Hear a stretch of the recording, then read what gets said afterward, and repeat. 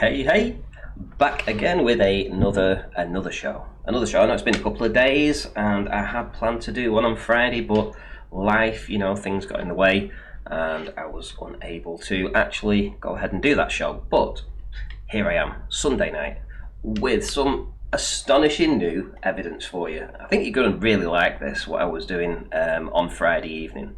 I think you really will enjoy that. So I'm going to do a few shout outs to some of the people that are in right now. We've got Nothing Oakley, Fukit Word, Day and Night, Flatman and Roundling, Benevolent, Reaping Not Sleeping, who actually says, Ranty, Shills versus Shills recent video shows Conspiracy Caps is using a fake photo in debates he used against Travis today. That's interesting actually. I'd like to see what that actual image is, the one that was the fake one. I might try and find that during the show at some point. YouTube, nice to see you in. Amanda Young, Pyridoxine Oxide, Jack653653, and Kiwi Jambear, Rasa, Snowfire, and I've caught up with everybody that's in there right now. Master Agario, nice to see you in, who says, LOL 28 downs. Really? I've got 28 thumbs down already. There's only 33 people watching. Wow. Okay, that's pretty cool. Smash the downs if you want to, I suppose. Why not? It's all interaction at the end of the day. And, I think Google likes that. Shows that you're paying attention, liking it or disliking it in one way or the other. So, yeah, you might as well thumbs it up or thumbs it down. Why not? Right. Okay, before we get into the Discord, let me first talk about a couple of things that I did this week. So let me put it on the big screen so you can see it all. Okay, so I went down to Walney Lighthouse during the daytime to do an observation. And to cut a long story short, let's open this one up. This was the results. So the distance this time, was 10.5 miles. So from the same spot essentially, but at a much higher altitude, I think it was closer to 60 feet, the bottom image is a pretty clear representation over 10.5 miles of what we saw.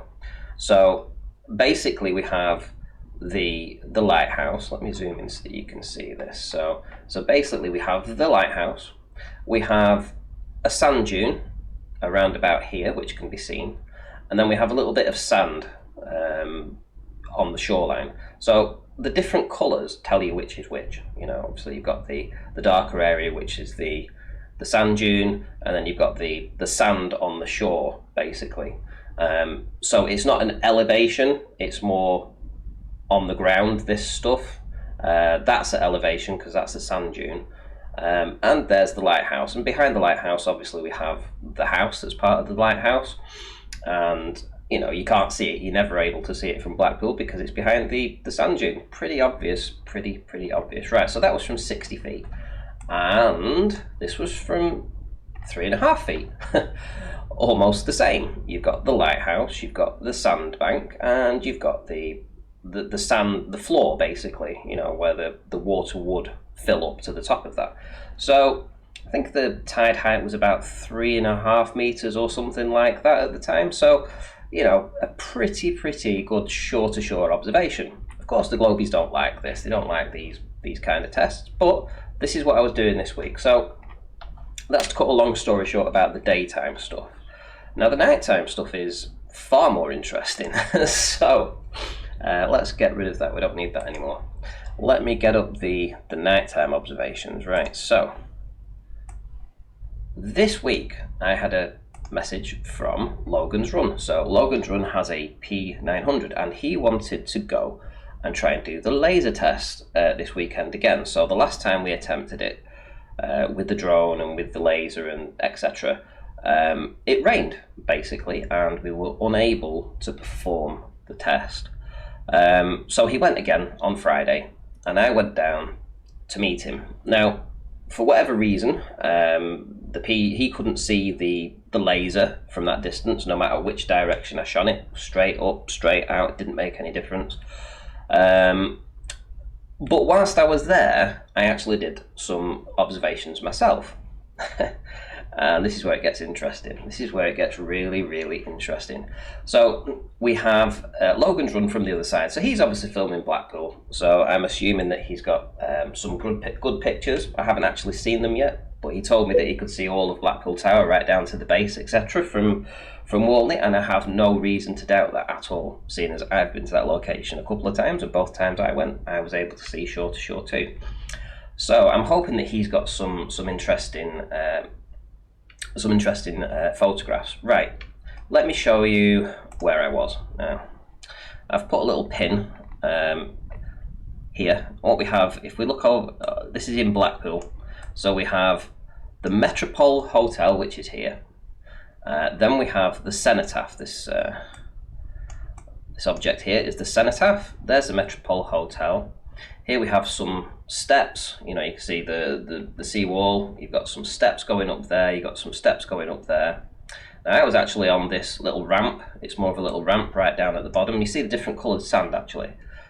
It's quite a good representation, actually. The coloured sand is pretty much where the water was, and I was right next to it here. We had a fisherman that was fishing off the side of the seawall here, off this ramp. So he was fishing there. Anyway, so if we turn around, I'll show you some other things. We've got the pier. So here's the family pier, and I actually filmed this in some of the video, so you'll see that. So basically, this is my location, and wow, I've got some interesting stuff to share. Right, let's do some calculations first and foremost. Let's have a look how far it is to Walney Lighthouse. Okay, because I mean, this lighthouse, it's only got a focal height of 69 feet, and this was at high tide. I actually went at high tide this time, so I'm at night time trying to film Walney Lighthouse at high tide, which is down here, and the distance is 16.53 miles. Okay, so I'll save that there, 16.53. What I'll do now is I'll just get up Metabunk, and we'll have a look at some curve calculators. Okay, let's bring this over here. Let's check everyone's doing all right. Actually, I've not. Where are we? Let's transition that across so you can all see what's what. So go to Metabunk's Earth curve calculator. So here we go. So I do some different elevation heights. Basically, I'm going to show you some video footage in a minute where I'm down at just 3 feet. So the distance was 16.53 miles, and the view height was 3 feet. So if we look at the geometric globe, no refraction at all. The geometric drop is 182 feet. The geometric hidden would be 138 feet. And if we use some refraction, the refracted hidden, this is with refraction, will be 116 feet or thereabouts. Bearing in mind, the focal height of this is only 69 feet. We've got 116 feet of missing with refraction here, right? So we shouldn't see it on a globe, right? It shouldn't be able to be seen. It's dead simple. It's behind the curve, right? Now, before anybody goes on about refraction, I actually took some screenshots before I left and when I returned. So let's have a look at this. So this was folk down at the bottom here. It says 14th of August 2020, Friday. The time was 20:37, and it was telling you the current surf report and the current winds and the air and sea temperature. Now, the air temperature was 20 degrees C. The sea temperature was 17 degrees C. Okay, 20 and 17, pretty close. Let's have a look at the next image. This is when I returned. So when I returned at 22:57, we have a air temperature of 19 degrees and a sea temperature of 17. So the sea stayed the same and the air temperature dropped by just 1 degrees in that 2.5 hours that I was gone. Right? So the temperature stayed pretty consistent, and if we want to give you an idea of how little an effect that has, I'm going to show you a clip from when Jesse Kozlowski appeared on Jose J.G. Gonzalez's channel, and we're going to listen to what he says when I obviously point out that one of the observations they did, on one side of the lake they had a temperature of 27 degrees and on the other side it was 25. How would we be able to account for that with refraction? Listen to what these guys have got to say. The point also is that 2 degrees of centigrade is only a minuscule fraction on the Kelvin scale, and so you're not dealing with a lot of heat difference, and we're not trying to split the atom with an observation over a water body because of that variation.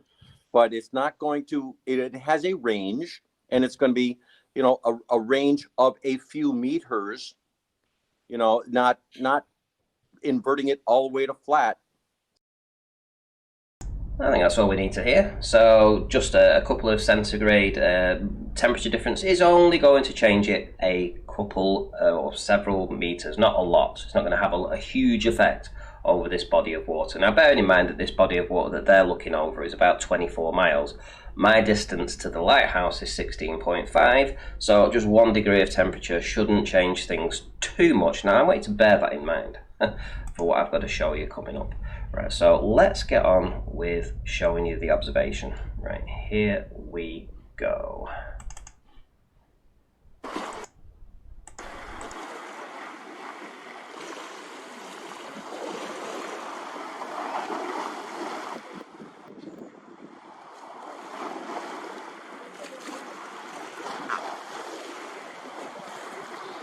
Well, we just saw the flash of it.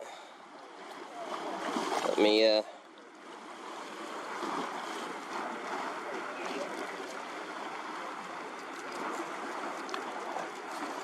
there we go. And my elevation right now is just 4 feet, because I'm down on my knees. I'm holding it on my knee right now. Turn around, show you. There we go. I don't know if you can see that, but that's where I was. There's my knee. Just 4 feet above sea level. Happy days. I don't know if I can go any lower. Okay, elevation right now, 3 feet. Oh, we just saw something then. I know I did.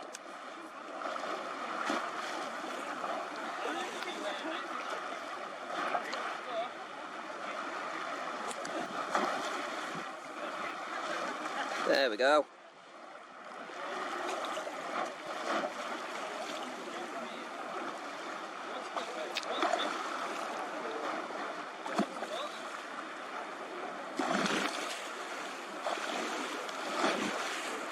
There we go. I can't get any lower because the splash will go right in the camera. We are right by the water's edge here. I mean, I'm down on my hands and knees. I'm right next to this water. I've just stood up. Woohoo! And there's the Metropole. Wow. I think the globe's got some splaining to do. Indeedy, indeedy, the globe does have some explaining to do. It has a lot of explaining to do, and a lot of my detractors have a lot of explaining to do. Because the story doesn't end there, right? The story does not end there. I'm going to show you a little graph. Actually, I'm going to pause this right now. Let's get off of here. I'm going to show you a little graph that I made. So, actually, I'll show you the date first. So, okay, so this was Friday the 14th of August. Now, this is where it gets incredibly interesting, right? So, if we go to 7:38 p.m. So at 7:38 p.m., the tide height is at 6.7 meters, right? At 7:38, and then give or take 20 minutes later, it's 6.7 meters. So still the same height. If we go a little bit further on at 8:15, it's still 6.7 meters. And the next point on further from that, 8:34, still 6.7 meters. So at high tide, we've had at least an hour at this point where the tide was neither pushing in nor coming back. right? So it was neither going out nor neither coming in, right?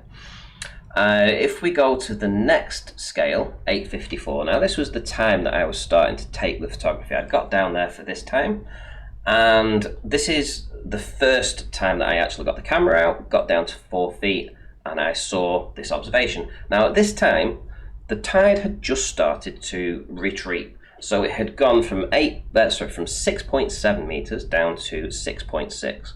So it had dropped 1/10 of a meter. That's all it had dropped. In 20 minutes, though, I mean, 1/10 of a meter in 20 minutes, 10 centimeters in 20 minutes. It's not to be sniffed at, but it was moving out. So the tide was starting to move out, but not very fast. It was only dropping 1/10 of a meter. If we look at the next scale, the next time at 9:14, the tide has dropped to 6.5 meters now. So again, in the next 20 minutes, it has just dropped 0.1 of a meter, or 10 centimeters. Again, not a huge amount, but it has still moved, and it's moving out ever so slowly. Things start to ramp up though. After 9:14, when we go to 9:34, 6.4. Sorry. So it's at 9:34 again. It's just dropped 1/10 of a meter. The next one's interesting. 9:34. So the one after this, 9:54. It's gone to 6.2. So now it's, instead of 1/10 of a meter, it's now 2/10 of a meter. So instead of 10 centimeters, it's 20 centimeters that has dropped out. So the speed of the tide retreating is starting to pick up, and the height is lowering dramatically. So it's gone from a steady 0.1 to now 0.2. And if we go from 9:54 to the next time, which is 10:14, it drops to 5.9. And that's another increase. So it's gone from 0.2 to now 0.3. So it was going at just 10 centimeters, then 20, now 30. So the speed of the tide dropping is increasing quite rapidly. Now this is going to become quite important. Let me show you this on the graph, just to give you an idea. So when I turned up right here in the center one at just after 20:54. So when I was filming and I saw it 4 feet, this was the tide had just dropped 1/10 of a meter, and then I continued filming throughout this entire time. All this down here, down to the bottom, I continued filming too.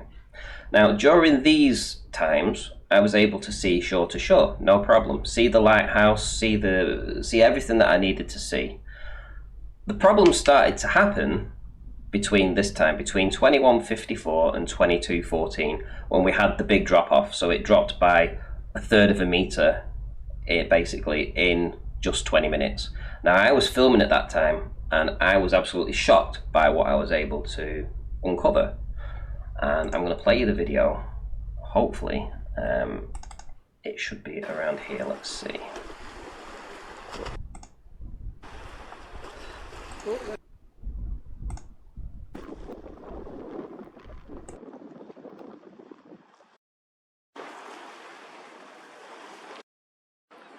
I knew it. I absolutely fucking knew it. Would you Adam and Eve it? Right, so I'm going to hold my camera right here. I knew this was going to happen. Absolutely stonking perfect. Proof perfect, I'm telling you. You cannot see the lighthouse flashing. Now, I'm essentially in the same spot, but quite a bit higher. And the reason that we can no longer see the lighthouse anymore is that the tide has started to go out, and the fluid dynamics of the water has pushed that water higher to block the route, so we can't see it. We don't have a direct line of sight anymore because the water is now moving, it's now pushing out. I absolutely knew it. I suspected this was the case. And here we have it. Here we have it. The proof. No lighthouse flashing. And I'll show you where I am. So how many? So well, there's the bag. There's my bag. If you can see it. There's the steps that I was showing you before. And there's where I was filming, way down there. So I'm going to count the steps. And then it's down a ramp. And I'm going to say, I'm probably at around about 17 or 18 feet right now, above water. As a good guess. So how many steps was I on? So 1, 2, 3, 4, 5, 6, 7. And then all the way down the ramp. All the way down the ramp. Which is about another 7 steps drop, and then 1, 2, back down to where I was.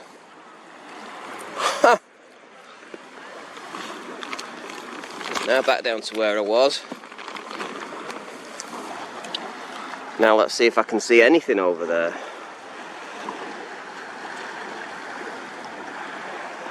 And you know what? I don't think I can see anything. I can't see anything. I can't even see the lights of the buildings of Barrow.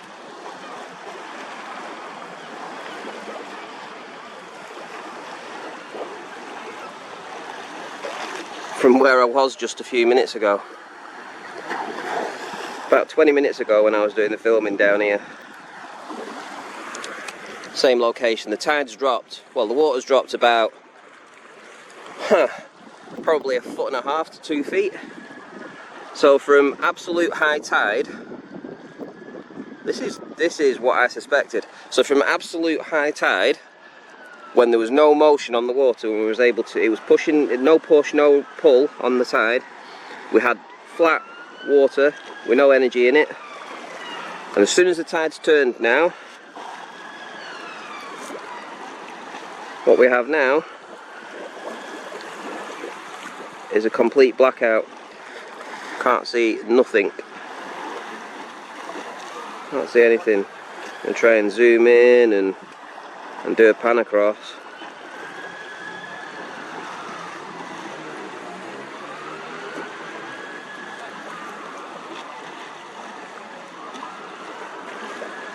I'm not sure what that is. That's way out of where the buildings are though. Probably some kind of buoy or something. But wow. I'm so chuffed. Just proof of concept.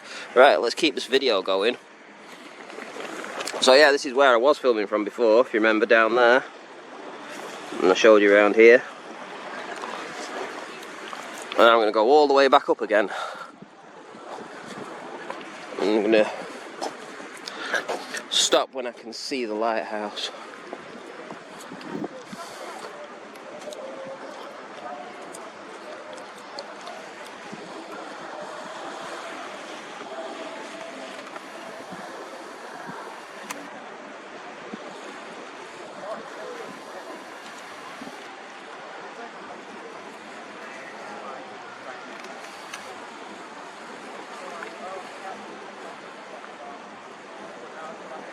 Now this width should be able to capture that lighthouse flashing, but it doesn't. Wow, how high do I have to go? Let's go up another few steps.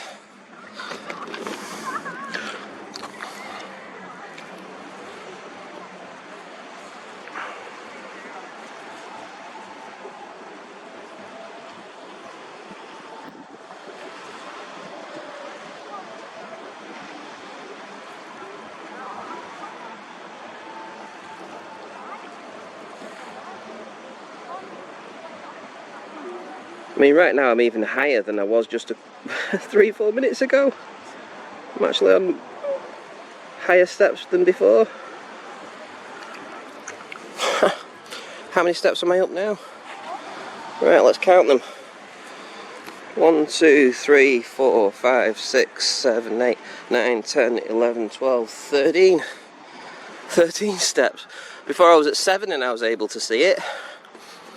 Wow, so how high do I have to go now? Let's go right up here. Fantastic, fantastic proofs this.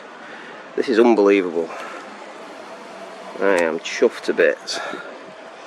I long suspected this. Vindication. There we go. Now we see the lighthouse.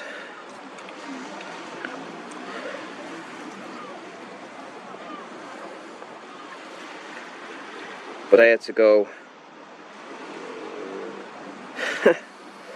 I had to go some, probably up to close to 30 feet or more above the water right now. As you can see, I'm actually just at the bottom of these steps here, top of the wall. It's in night vision, so I don't know how clear this is all going to be, but I think that evidence speaks for itself. I wonder what time it is now. Let's see if I can get it on my phone. Can anyone see that? 22:04.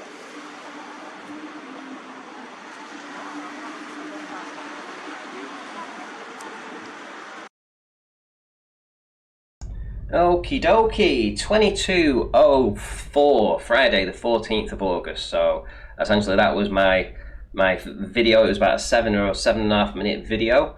So obviously when I started filming roughly what, 5 to 10, something like that.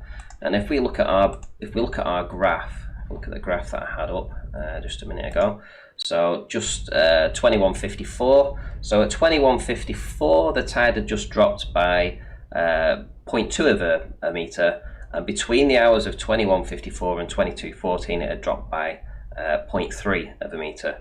So when I'm filming in these conditions, when it's either flat or very little change, so minus 0.1 of a meter over 20 minutes, a slow withdrawal of the ocean. As soon as that ocean started picking up in speed and dropping quicker and receding faster, then we encountered blockage. Would you Adam and Eve it? That's when we encountered the blockage. And I had to go up to 30 feet during this time. I had to go at 22:04, I had to go to 30 feet elevation to see the lighthouse. When I went back to just an hour before, when the tide had only just started to turn, we was able to see shore to shore and see that lighthouse flashing that should have been 50 feet behind the curve, right? I think that's vindication at least. There was hardly any change in the air temperature versus the sea temperature, so that couldn't have been a contributing factor. There was no swell on the day, right? There was no swell, there was no wind either. There was no wind, no swell, no temperature change. The only thing that changed and created blockage was the speed that the tide went out in these times, between these times. Now I have the entire data set here. For anybody that wants to have these, they can have them, not a problem. I have video upon video that shows the observation from just 3 feet above the water, and then I have obviously the set of videos that you just seen that shows you the obstruction encountered once the tide started to recede.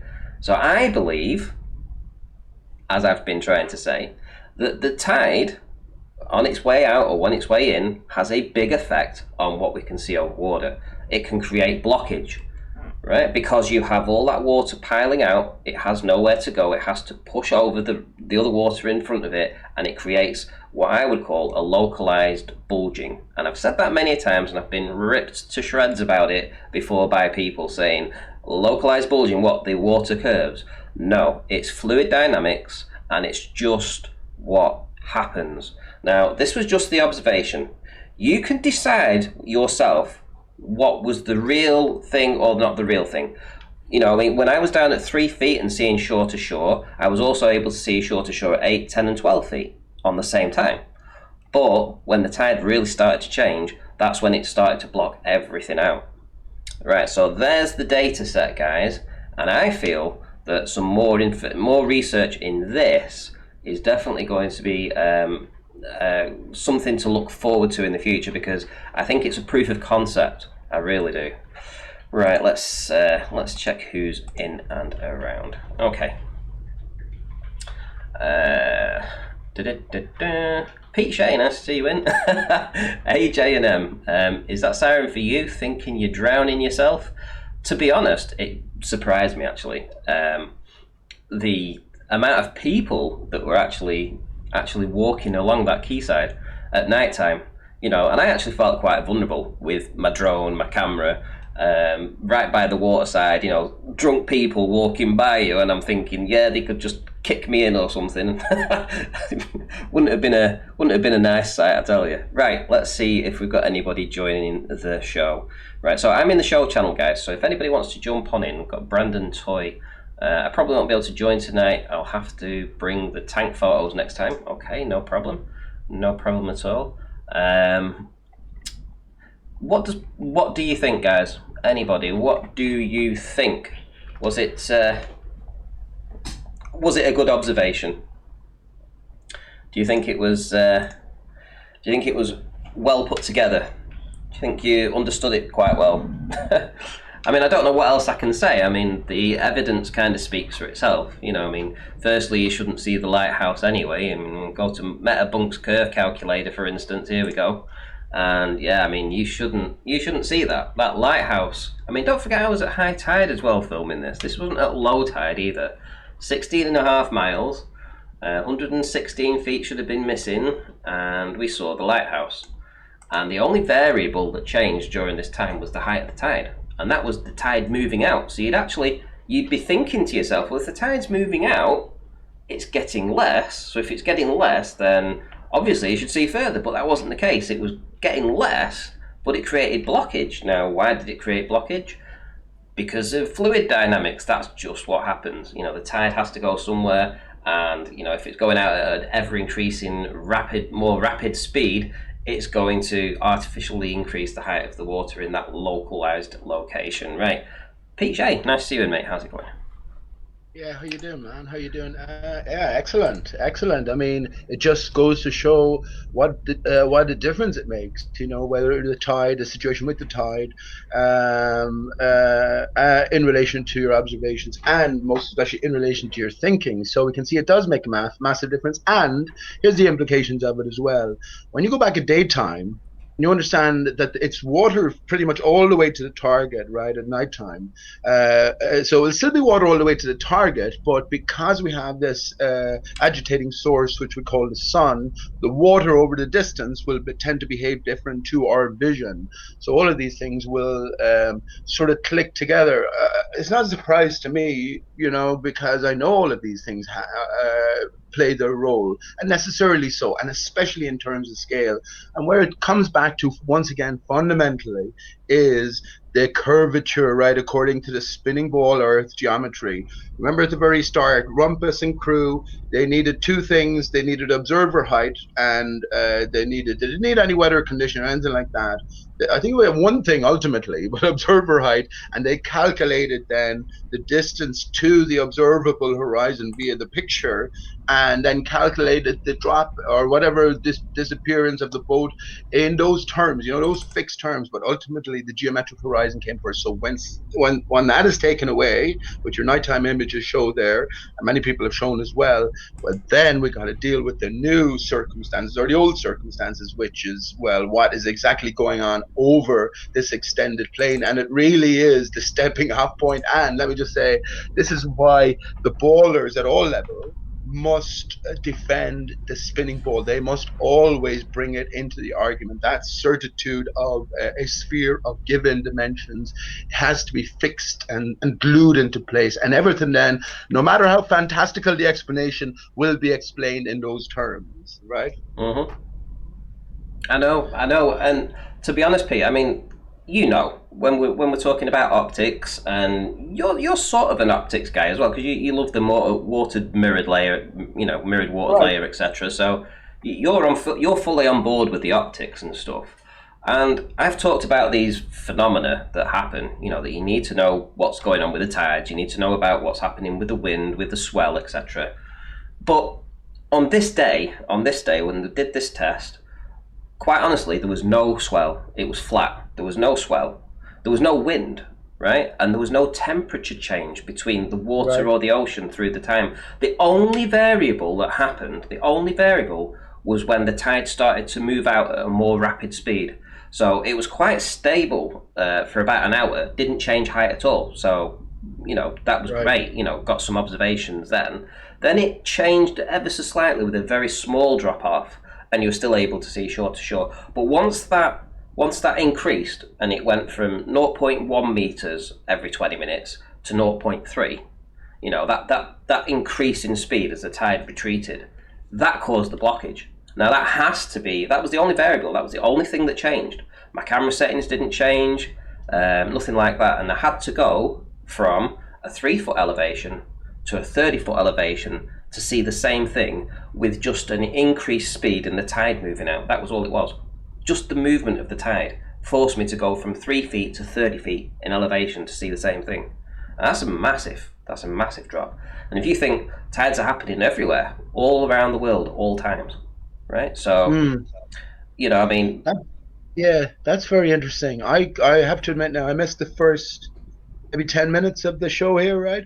So I probably missed the greater overall picture that you're presenting. Of course, we're viewing everything in terms of, if we know the ball isn't a reality, right? So what actually is happening over a flat plane? So it's very interesting. And once again, we'll have to talk about the core things, right, that are at play here, and what the tides actually are. And of course, the topography of the land, everything must be taken into consideration alongside us being able to view pretty much level to level over these extended distances. You know what I mean? To come up with a real explanation for what's happening, as opposed to just debunking the ball, which we know is never had any life in the first place. and just one last thing: if people were wondering what the lights were, these red lights in the distance. Now these are a long way away. These are over 20 miles away. I've tried to find out the height of these. Now I've been looking all day to try and find an actual citation for them. I haven't been able to do it. I tried to call the harbour master, but there was no answer. So I'll try tomorrow and I'll find out the height of these lights here. Now I can show you where they are on Google Earth. This is just a bit for the audience. So, so over here, where are we? Down here. This is these lights. So all these little lights on here, can you see the little stars? There's the shadow of it. And if we come across here, there's another one. There's the shadow. There's another one. There's the shadow. Another one. There's the shadow. And they all light up red at night. And it's I suppose, to guide the boats in to the dock. So that's what they're there for. These are the lights. Now I'm going to phone up tomorrow and try and find out the height of these. But the distance to these things is 20.2 miles that I'm seeing from just 3-foot elevation.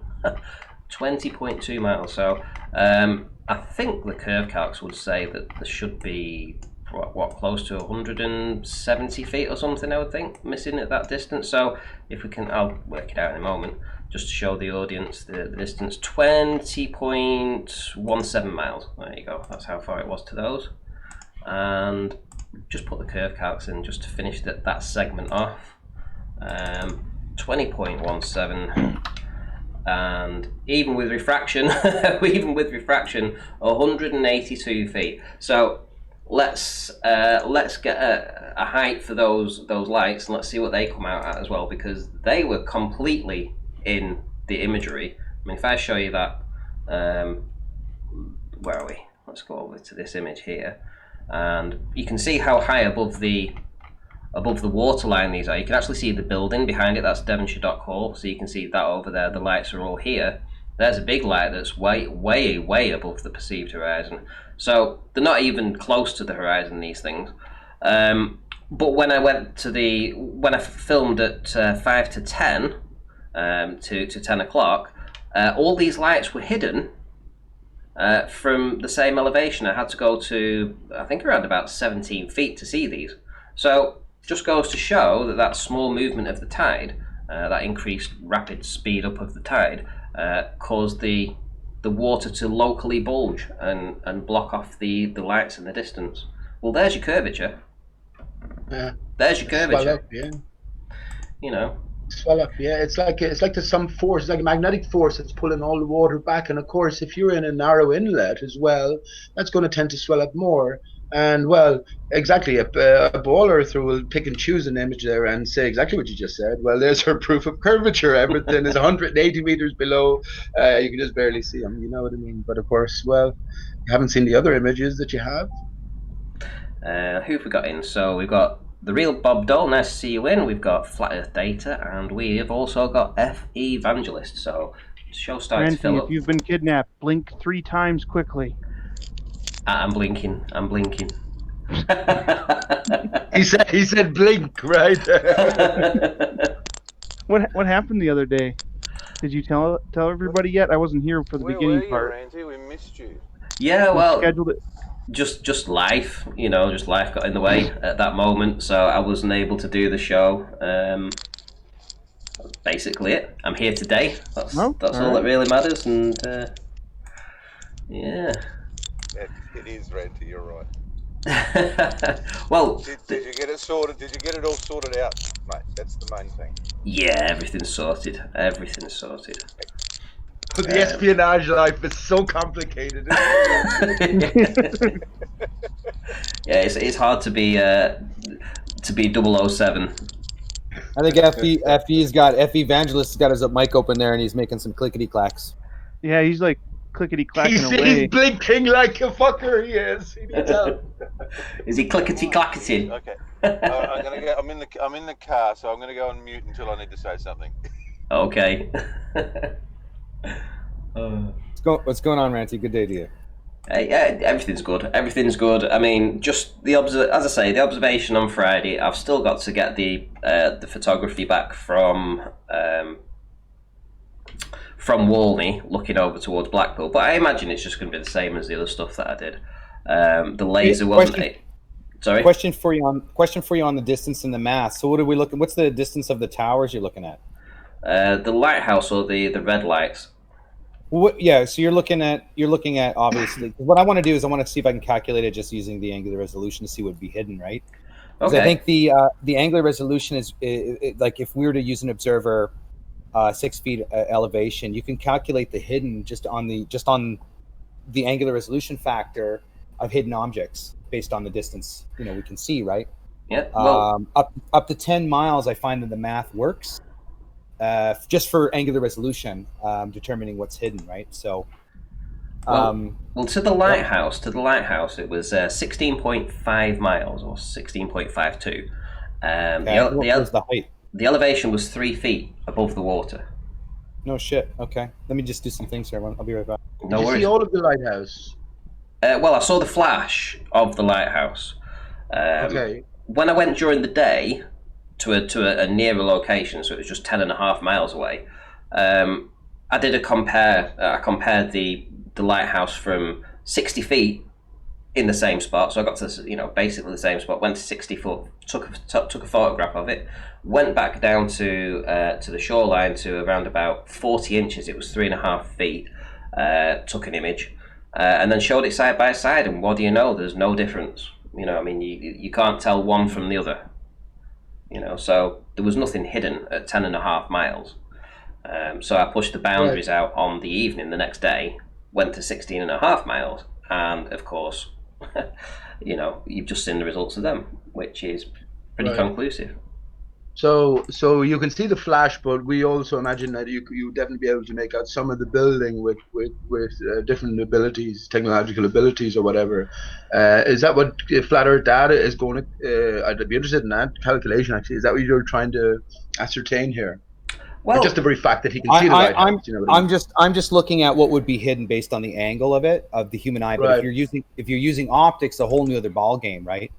That's the difference. So I'm just looking at the 16.5 miles. At 6 feet anyway, at 10 miles, you're going to have about 16 feet of drop, or 16. Sorry, not 16 feet of drop, but 16 feet of hidden, which in the globe model they consider as drop, right, or whatever. The hidden is caused by drop. But if you're just using the math, but if it's at 3 feet and he's using camera optics, it's a little bit of a. Now we have to look at, is it 200 millimeters? Is focal length? I'd have to add some factors into there and blah, blah, blah, right? It's a different calculation at this point when we're using optics and the human eye. So Ranty, you were using the 900, right? Yeah, P1000. P1000, yeah. 1000. Were you all the way 2000 millimeters? Like, were you fully zoomed in? Were you into digital zoom? Were you into digital zoom or no? Well, let's have a look.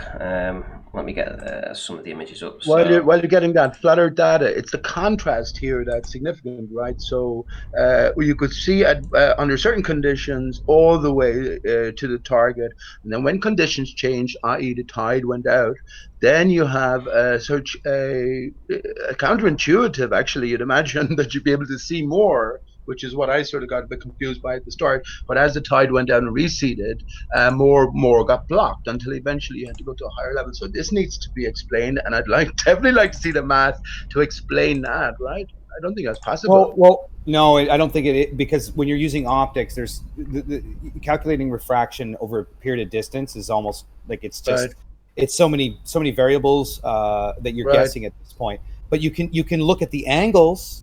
And there is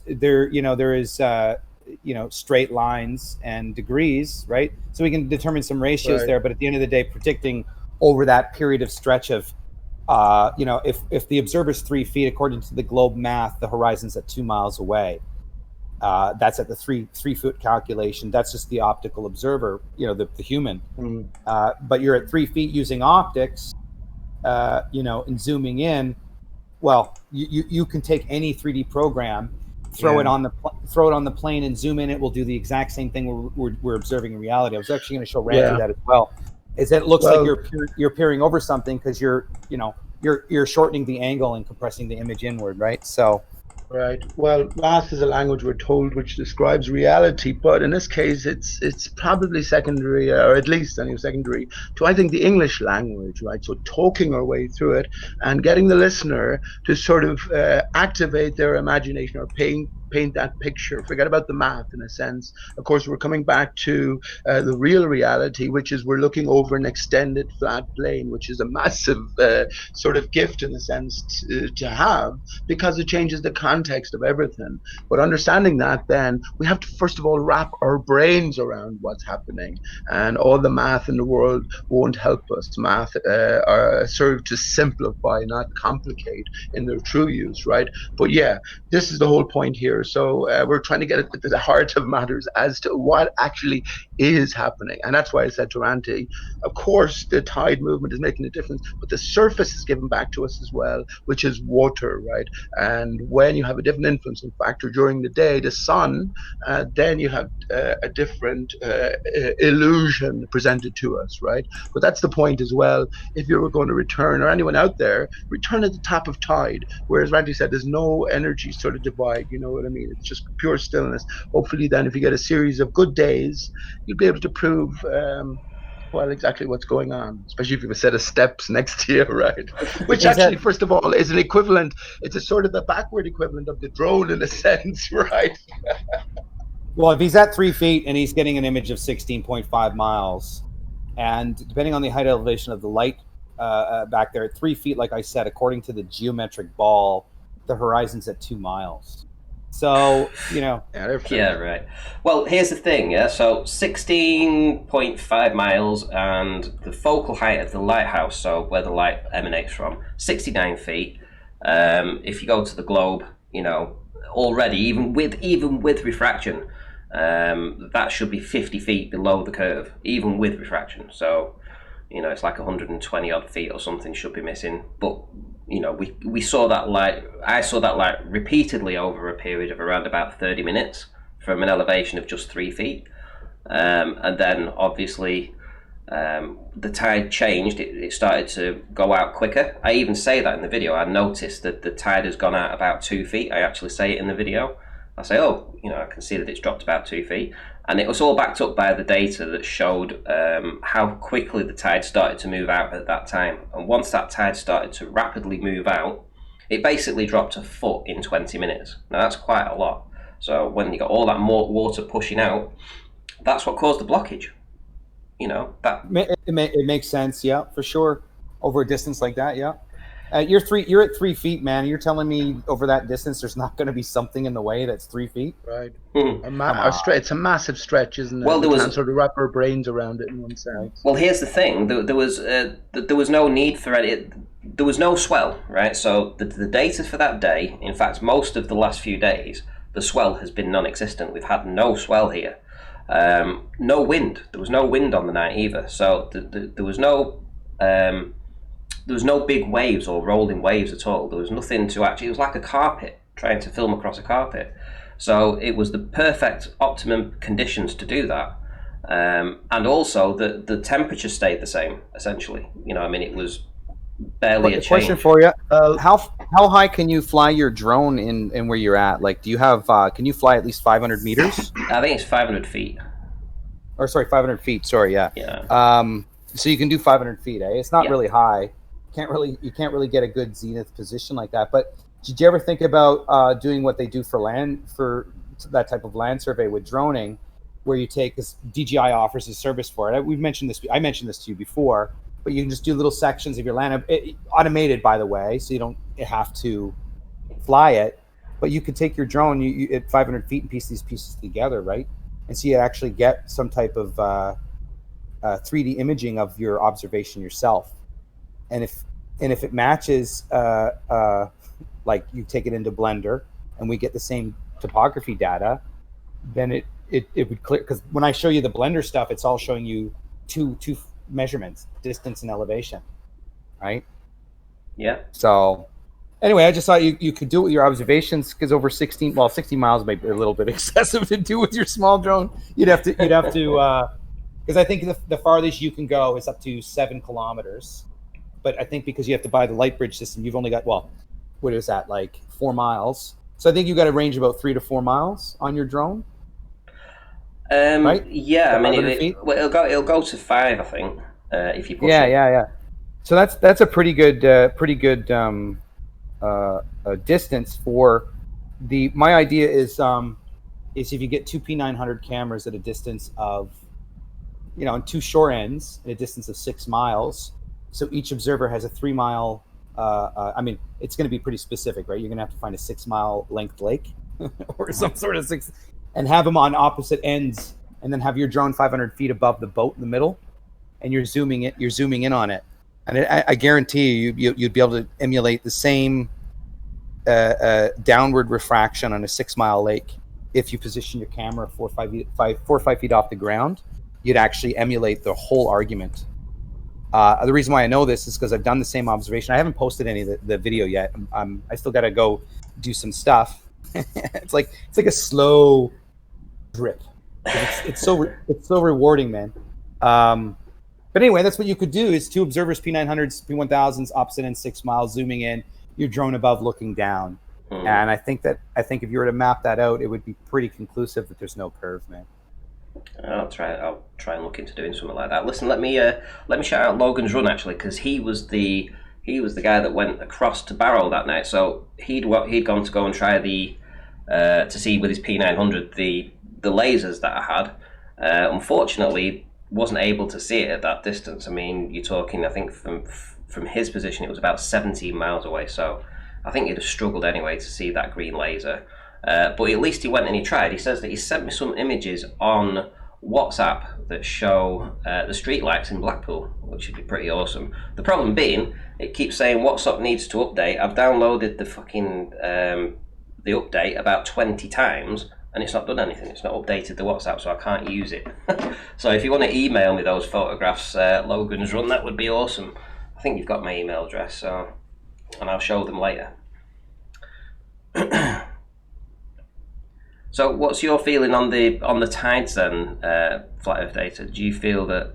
Well, I think there's just a lot of over 16 miles of water. I mean, it's you're going to have the tide come out to get more or less interference, I think, which is always a good because you're trying to two equal points of elevation is what you're looking for here, and from one landmass to another landmass, if they're both equal elevation based on sea mean level or mean sea level, pardon me, that it should be enough conclusive evidence. So if you're filming from one point to another point, you can see the shoreline. You're filming 2 equal points of elevation. right? So I don't know. I mean, it depends on how you look at it. They're looking at it and saying, well, this Earth curve covering over 16 miles. And I think, well, how can you think your Earth's a cylinder? You know, so that's the way I look at it. Are you accounting for so much immediate hidden from drop based on a physical thing? And that's more conclusive to you than something that's based on optics, which light is going through an atmosphere, creating a form of optics, right? So, yeah, it's just on how you look at it. So I think the tide's a good thing to shoot because you're going to get less interference, I think. So you can get that 2 equal points of elevation. Yeah, I mean, I think the thing to just take away from this though is to perhaps not do any observations during mid tides.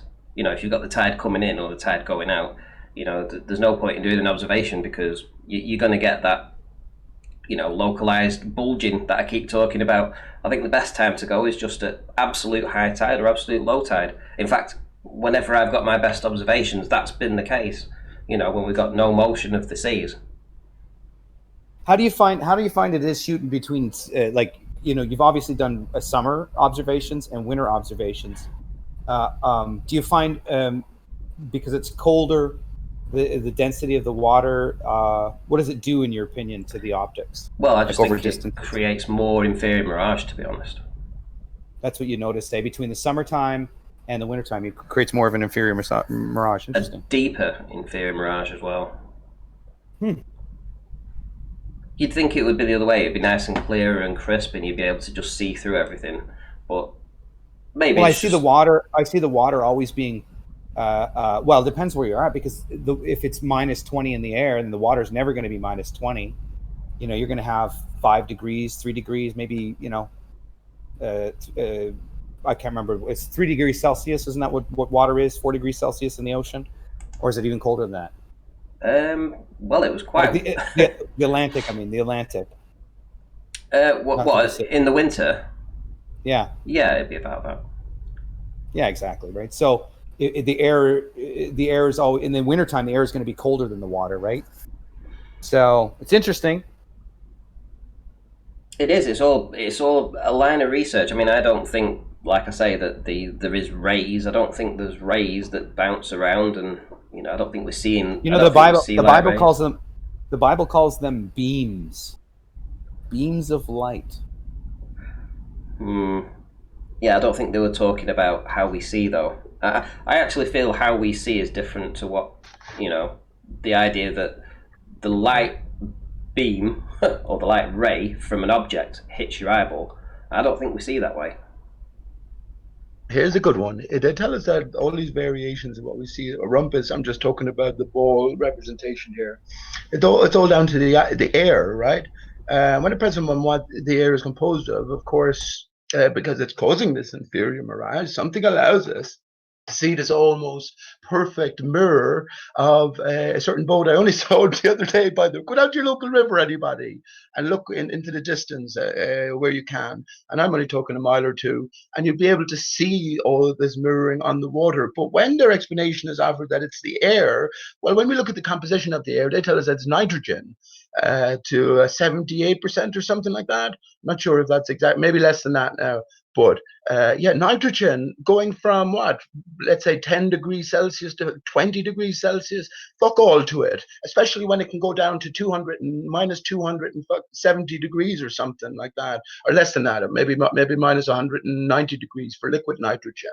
Do you know what I mean? So this can't be the influencing factor. What I'm getting to, it's the water in the atmosphere that's the influencing factor. On a day like today or yesterday when it's very humid, you can't see very far because the water or the atmosphere gets foggy. And this is why it's not the cause of any inferior miraging, which is a baller term, a magical term to explain these effects over a spinning ball Earth surface, right? Limited surface. Well, some of them actually believe that Earth curve causes it. So, you know, I don't know if they're lying right out when they say that, or they're just fucking pulling my leg, but pardon my swearing. But they actually believe that Earth curve is the cause of that mirroring effect, which is just retarded. And my understanding is that if it was curvature, it would diverge. It would diverge outward. It wouldn't have this convergent inward, right? Because the curve would cause light to diverge outward. So you know it's not curvature, right? So exactly, it doesn't matter how you. It's like I realized this a long time ago. Anything to do, I keep saying it, anything to do with spinning ball. It's a fantasy, it's a thought experiment because it's not real as given. So you can place whatever you like on it, but I'll tell you, you'll have a hard time at the beginning imagining people and creatures, etc., walking upside down on it because it's not reality. You know what I mean? So you can place anything you like and draw any conclusions, but they'll be meaningless because the thing doesn't exist. Do you know what I mean? well, I do. Ranty, real quick, Ranty, did you hear Bob say that he has to account for Coriolis when he drives? Oh, yes, I did. Oh my God. So come on, it's got to be. Listen, these guys are just howling. They have to be a group of guys knowing damn well, and they're pulling out. Dude, I had conspiracy cats tell me that neither perspective or curvature causes the horizon. Come on, man. They have to be fucking pulling our chain or yanking, and just to keep this shit show going, right? With Ranty's nighttime vision, it's clear we can see almost all the way along the still water to the target, and there's no mirroring really to speak of because there's no greater light source to create the mirroring. So fundamentally, we're seeing shore to shore. That means a false horizon is set up via the contrast that we see, which in this case is the lighthouse 70 miles away. Now, if there was a greater tanker coming in the distance with massive lights that you could see from a greater distance, which is plausible, of course, then a different horizon would set itself up, right? And we'd understand that the water itself, the real horizon, especially over open ocean, right, will arise to eye level. It's just an artificial, illusory horizon that's set up when we're looking at contrast. And let me just say, in the daylight, right, then you have different factors in play. As I say, the sun reflects off the water and will cause mirroring. The extended span is given back to us. So when there is no contrast, in general, the sky itself will be mirrored beyond a certain point, and we won't be able to distinguish it. We'll just see this wavy apparent horizon, which we're silly to think of it as an horizon because it's not. It's completely illusory. But yeah, once the contrast comes into view, then we can identify it by identifying the mirroring line and understanding that everything above the mirroring line we're seeing directly, and below that then we have to detail in terms of perspective and apply it over a flat extended plane. And that's why sunrise and sunsets with all the mirroring that goes on there is a perfect example and a proof of what I'm saying as well. Or it's not a proof necessarily, but it's consistently a factor. And this is where on the flat earth side, I know flat earth data is doing his best to try and explain these type of effects, and I know Etherband Man is doing the exact same thing, right? But the truth is simple, friends, and you know, when will it be embraced? Well, these people like cats, conspiracy cats, will never embrace it. And are you talking about Bob Glowbuster? Said he had no, Bob the science guy. Right, let me just give us a second. Just give us a second. So, just to address a couple of things in the chat. So we've got people saying that it seems to be being censored in the chat. So they're trying to just say something, you're giving an emoji or something like that, and they're not working. So it's nothing to do with my end, and it's certainly nothing to do with what I've done on the back end. It must be something to do with YouTube. I know that you've said that it happens at Nathan's as well, so it does seem like there is some censorship going on. So, you know, just try and type your word out, see if it pops up. If it doesn't, try and obviously use that word again, use something else, and eventually we'll get the hang of it, I suppose. And Brandon Toy, who can't join the show, says he's busy making sure the Coriolis doesn't pull me into the ditch.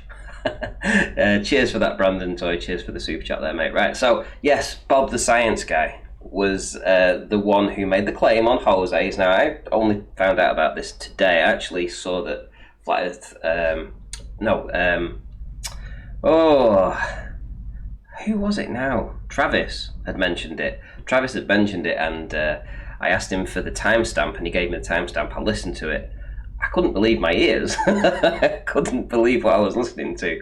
Oh, he claims that whilst you're driving, you are correcting for Coriolis.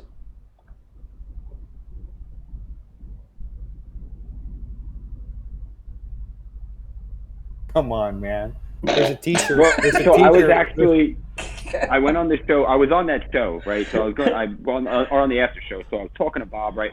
And they just started, but I was going to say, so what if I set up metal bars, right, into my steering wheel, okay? So the steering wheel cannot compensate. And I get this car going straight. You're telling me I should start seeing deviation. This is ridiculous. Well, based on the wheel alignment, you might find some deviation, bro. It's not going to be from the spin of the Earth. It's not going to match up with Earth's spin. That's just I know, but so crazy. If you lock the steering wheel on any automobile and you're going, it will deviate eventually because of the road and conditions and all the steering and shit. If there's any kind of imbalance in it, it will deviate for sure, but it has nothing to do with Earth spin, like you said. Yo, instead of using a roundabout, we should point them to like You just cut out there. Point them to a what? an escalator. Oh, another observation I'm going to do coming this week, Ranty. You can try it too. I hope you do. I strapped my GoPro on the top of my drone, and I'm taking time-lapse photography with it. And I'm going to get it up to the maximum height elevation, and I'm going to fly it the slowest possibility I can. I'm going to do different time elevations between 5-second intervals, 10-second intervals, 30 seconds. When the sky is clear, I'm going to fly my drone for about a half an hour, because I've got about a half an hour battery life. I'm just going to fly it real slow, man, while the GoPro is looking at the sky above. To take time lapse just to see what it looks like as I slowly move through the atmosphere, taking time lapse. That's pretty cool. That's pretty cool. I'm looking at the beach cams. So there's beach cams in Blackpool, and I think one of them's to the side of Blackpool Tower. So if anybody wanted to look at that, just type in Blackpool beach cam, and it's the first one to come up to, and it shows you that. And you can also go back and play like the past 24 hours. It shows it you in a time lapse, and it's amazing actually how the horizon changes in distance. You know, it's generally first thing in the morning. It's quite close. Then when it warms up throughout the day, it starts to extend further and further and further, and then it stays about the same, and then it just cools off. It goes dark, and yeah, it's just really Where is this at? I want to see this. Blackpool. Let me get it up. Let me find it. Blackpool beach cam. I'm sure it is. Blackpool sea cam. No, Blackpool sea cam. Yeah. Well, you brought it back to how we see in the first place, right? And of course, this is the pertinent factor. And the sun is a massive influence, and the extended body of water. Water reflecting. You can go down to your local river, everybody, and see all of these effects in action. Do you imagine? Can I ask anybody here? When you're looking at over a body of water, Ranty, and you see a reflection of some distant target. I'm asking Flat Earth Data, anyone else, right the hand. Do you imagine that? Because this is Sly Sparkane's argument to me. I told him to get out of the house, but he reckons that the reflection you see, the size of the reflection, will be equivalent to the actual size of what it is reflecting, no matter the distance. Do you agree with that? Just as a by the way, I would say there's some type of distortion to the reflection for sure. It's not massive distortions, man. There's some stretching, but it's only on one axis. It looks like, right on the planar surface of the reflecting medium, which is the water, right? But it's massive. But it's important. If you're talking about a lamppost. I know, but it's important. It's important to know that you're looking at it from this angle, and just along this one axis, you find the distortion. The validation would be on two axes, the X and Y being filmed in the same location, right? Just different points. So could you have one location have two different opposing axes provide refraction? Hey, right? If my cousin is ARP in West Virginia, right? Is it for Florida ARP? You cut right out. You cut right out there. You have to say it all again. Based on is that a lady? Is that a lady I hear before me? No. Calm down, Pete. Calm down. No. I'm used to it. I'm blinking like a madman. Of course. It sounded like a TV in the background. Then you didn't think he got an argument. Or somebody's talking in the background. That's what I don't think it's. No, I think it's Japheth. Methuselah's got a hot mic. Let me just say to Flat Earth Data. Look, the point is, hang on, Flat Earth Data. I know, but let me get it for a moment. Let me get it out. Let me get it out. But you did. You got it out. All right, go on. No, let me revamp it again. I want to say it again, probably the same way, but just slightly better. When we're doing these observations, we're only looking at the one axis. If we had one location, we had two positions, filming the same location on an x-axis and a y-axis position, then looking at one single observation on one axis is not justice to the argument. We need to have two axes simultaneously from two observers. The more observers we get filming on different axes, different positions and angles, will clearly show more data of a flat plane than one single observation. No, you have it all wrong, man. You have it all wrong. Every image you look at is there to be decoded. You understand? You are looking at what appears to be a two-dimensional representation, but it's actually a three-dimensional representation, which is presented in 2 dimensions, right? So you, as the investigator, are trying to come to a cause for what you see. So yes, once exactly. you divide it, hang on, flat Earth data, do you think the same? Do you think the man, same? Will you hang on, please? You think the What's same? wrong with you? Well, let me get out what I have to say. For God's sake, you're not understanding what I'm saying, though. I do understand what you're saying. No, because you're wrong. It would be with better information to have multiple observers at one position appointed to different axes or different points viewing the subject. Sure, you would be able. Okay, I'll tell you what. No, you would not, because because the images would still need decoding, man. Because you have to introduce the 3-dimensional element into this 2-dimensional representation, which is the image or the video that you're seeing. So if one position if one position had a different angle, showed a different drop, and the other position showed a different drop, they showed inconsistency in drop, what would that tell you? It would look. First of all, you have to get all of the possible influencing factors. I just told you. You're two observers, two points, one object. The calculations from two different points cause 2 different calculation errors or information. Right. You have a drop. One axis has a 10-foot drop. The other axis has a 20-foot drop. So which one's right? Why you look? I started talking about mirroring here, and yes, how you can and I'm telling you need more than one observer to analyze the data. And you're saying no. I'm saying yes, and I'll tell you why. Because one observer will notice a 16-foot hidden. The other observer will notice an 8-foot hidden, showing inconsistency. Thereby, it depends on how far away the target is. Hang on, man. Thereby proving it's not a physical attribute, but an optical attribute. The higher the energy exchange, the more refraction. The longer the distance, the temperature, the more refraction, the more hidden. Like it's obvious when you get more than one observer in on different axes, and you can view it in. I don't know why you're so forceful here, man. Why don't you just take it easy for a bit? Well, because you're ignoring what I'm saying and saying. I'm not ignoring what you're saying, but I'm telling you, I have a different explanation for what's going on, right? It's probably incorporating what you're saying, but it goes beyond that, right? Because the mirroring, we can clarify at our local river, as I say, and in no way is the reflection the same distance. It doesn't match up one-on-one with the target itself, right?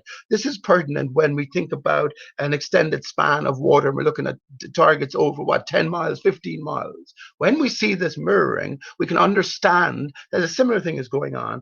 And to our perspective, right, that mirrored water layer can stretch into great distance, right? But the reflection we see of the target can stretch many miles, but it appears this mirrored water there like a local mirror to our perspective. Now, or the camera's perspective, more pertinently, because we can't make out any of this with the naked eye. Now, this is a more reasonable explanation, flat Earth data. And again, the horizon is always illusory because beyond a certain point and a few different conditions, water conditions, the positioning of the sun, the water starts to mirror. It just does. It bunches up in terms of distance. Do you know what internal starts to mirror? And hang on, let me just finish. To us as casual observers, then, this visible horizon seems to set up, and everything beyond that then is air. But no, that's not what's happening. Right, this mirrored water layer is ever present, but there's no contrast there, so it mirrors the sky beyond from our particular viewing angle. This is what's happening. So you know what internal refraction is, right? This is a reflection. Interior mirage is underside mirror image, mirror image. It's all a portmanteau. It's all a game of clues, right? So we get this we still get the mirroring effect in a fish tank, right? Through total internal reflection. Yeah, but that's not the same thing. You're talking about, go down to your river, Go down to your local river tomorrow and look across. Lovely weather for it. Look across and understand exactly why you're seeing what you're seeing in terms of things mirroring, especially in the distance. If you can locate yourself, it's very easy to do. You'll be able to decode everything that's going on. You won't need to invoke any magic, and you'll understand that everything is underwater. Anytime you see mirroring, you understand that it's the water itself that's doing the mirror. Would it be associated with an angle, though, to the surface of the water? Sure, absolutely. It's the cuteness of viewing angle. It's entirely related to the angle. That's the only reason why it's causing this effect. That's it. So the interaction is between the eyeball and the angle to which the object's being perceived. No, it's not. It's the sun. Are you telling me the surface that we're looking at, the floor, which is given back to us, right, when the spinning ball Earth was taken away or killed or whatever you want to call it? You tell me that doesn't make a difference? Its composition, if it was black tar or if it was water all the way? Come on, man. It makes every bit of difference. And if you don't take that into account in your new thinking, well, it's about time you should, right? Because it does make a difference. Well, light passing through a medium, you've got critical angles, right? This particular internal reflection is at a critical angle for the light passing through the medium of water. That's why you have this total internal reflection. So the same process would happen at any point of light passing through any water. We agree with that, right? No, not necessarily. When you're talking about a fish tank, right? Depending on the angle. I'm talking about in total, not a fish tank. I'm talking about total internal reflection, the process of it. It's just based on light, the critical angle. Yeah, but you gave the example of a fish tank. Because that's an example you can easily see it. Okay? Right, but how does that translate to open ocean, open water? It doesn't quite, does it? It translates like this. Hang on, please. Light is passing through the water at a critical angle. That's why when you're reflecting off the water, you could have placed the water by just a huge mirror. That's all you need to do. It's turning it into a mirror. It's turning it into a total internal reflection. Right, that's all you need to do. It's just a mirror, and a mirror reflects, right? It's passing at a critical angle. That's all it's doing. It's not rocket science. Anybody can go look at total internal reflection and see the process actually is just light being slowed down into the medium in a critical angle, exiting out and causing this mirror effect. So whether it's the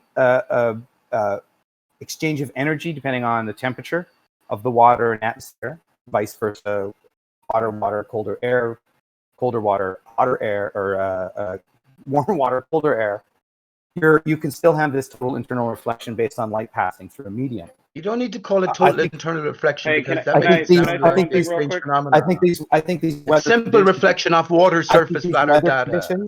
I think these weather conditions exacerbate the reaction. Right. Let me ask. Can I ask Pete something real quick?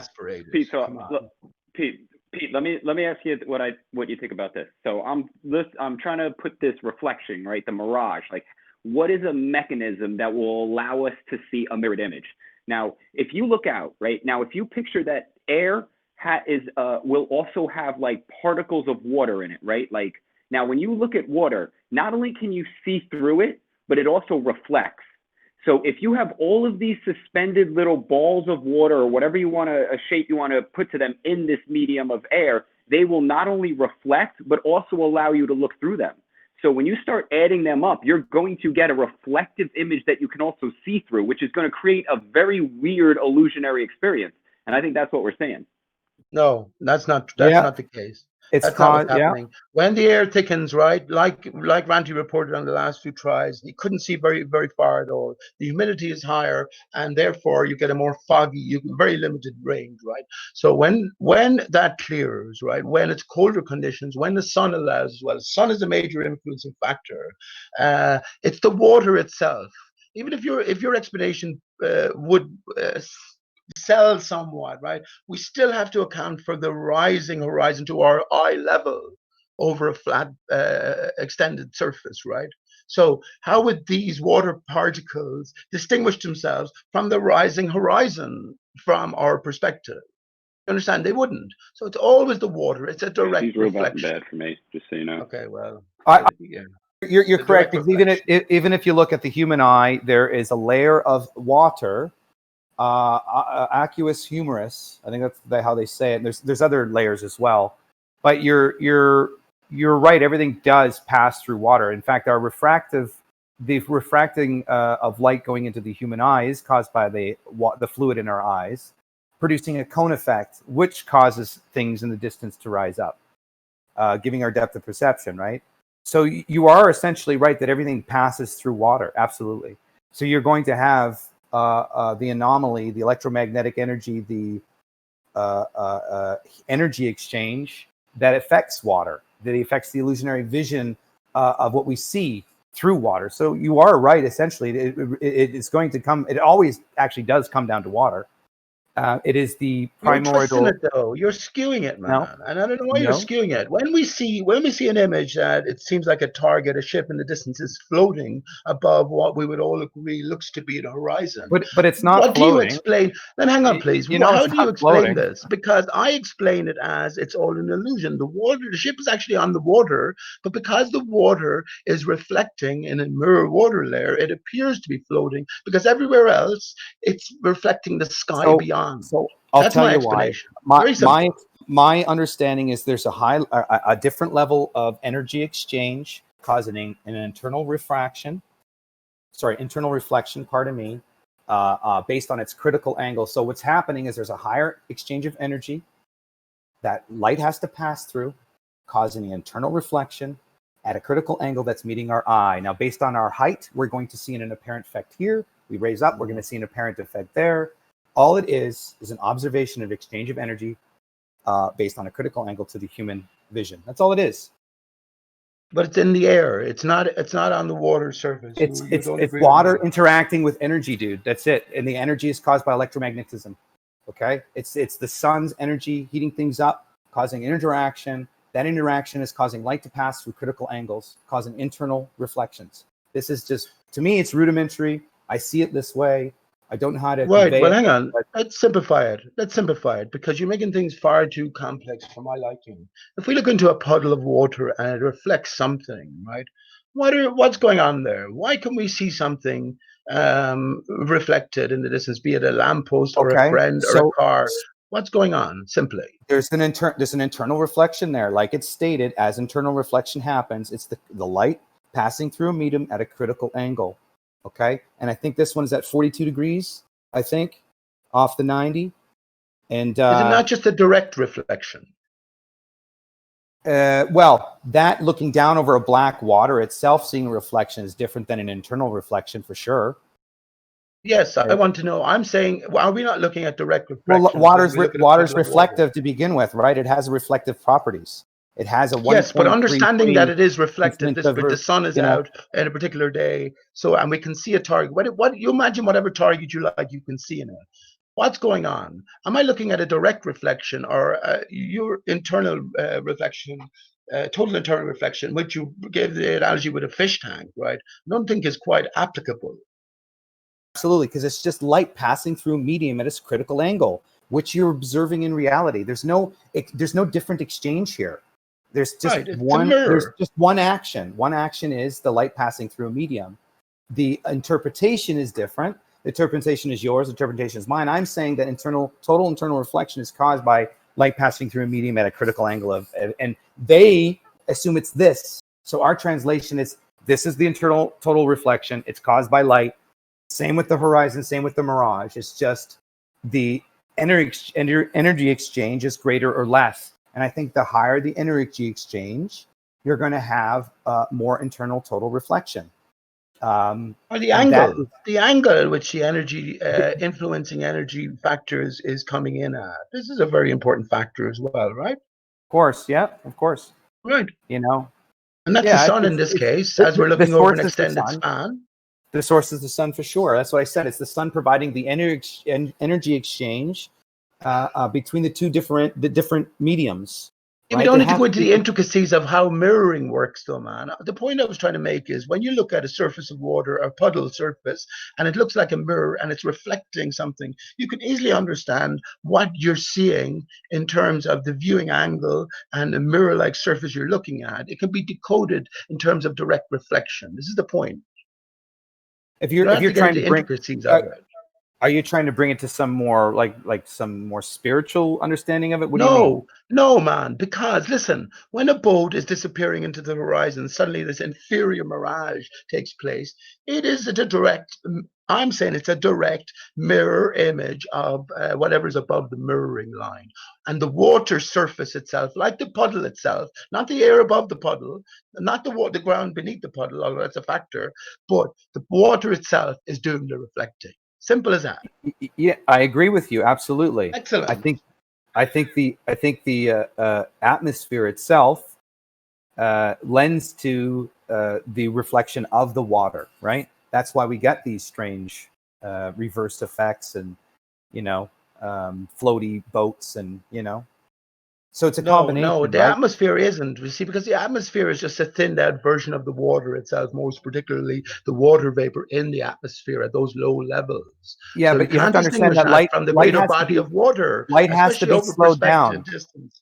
Light has to be slowed down, right? So this is the point of the internal total reflection. There's a slowing down of light because it's being slowed down to reach a point where it's going at this angle. Okay, so the light is still coming from above, but if you view it at a certain angle, it's going to give you a mirror effect, and that is because light is being slowed down. So my understanding is the higher I shouldn't say the higher because that's maybe not the right way to look at higher. It's the difference of energy exchange, and that's based on the atmosphere.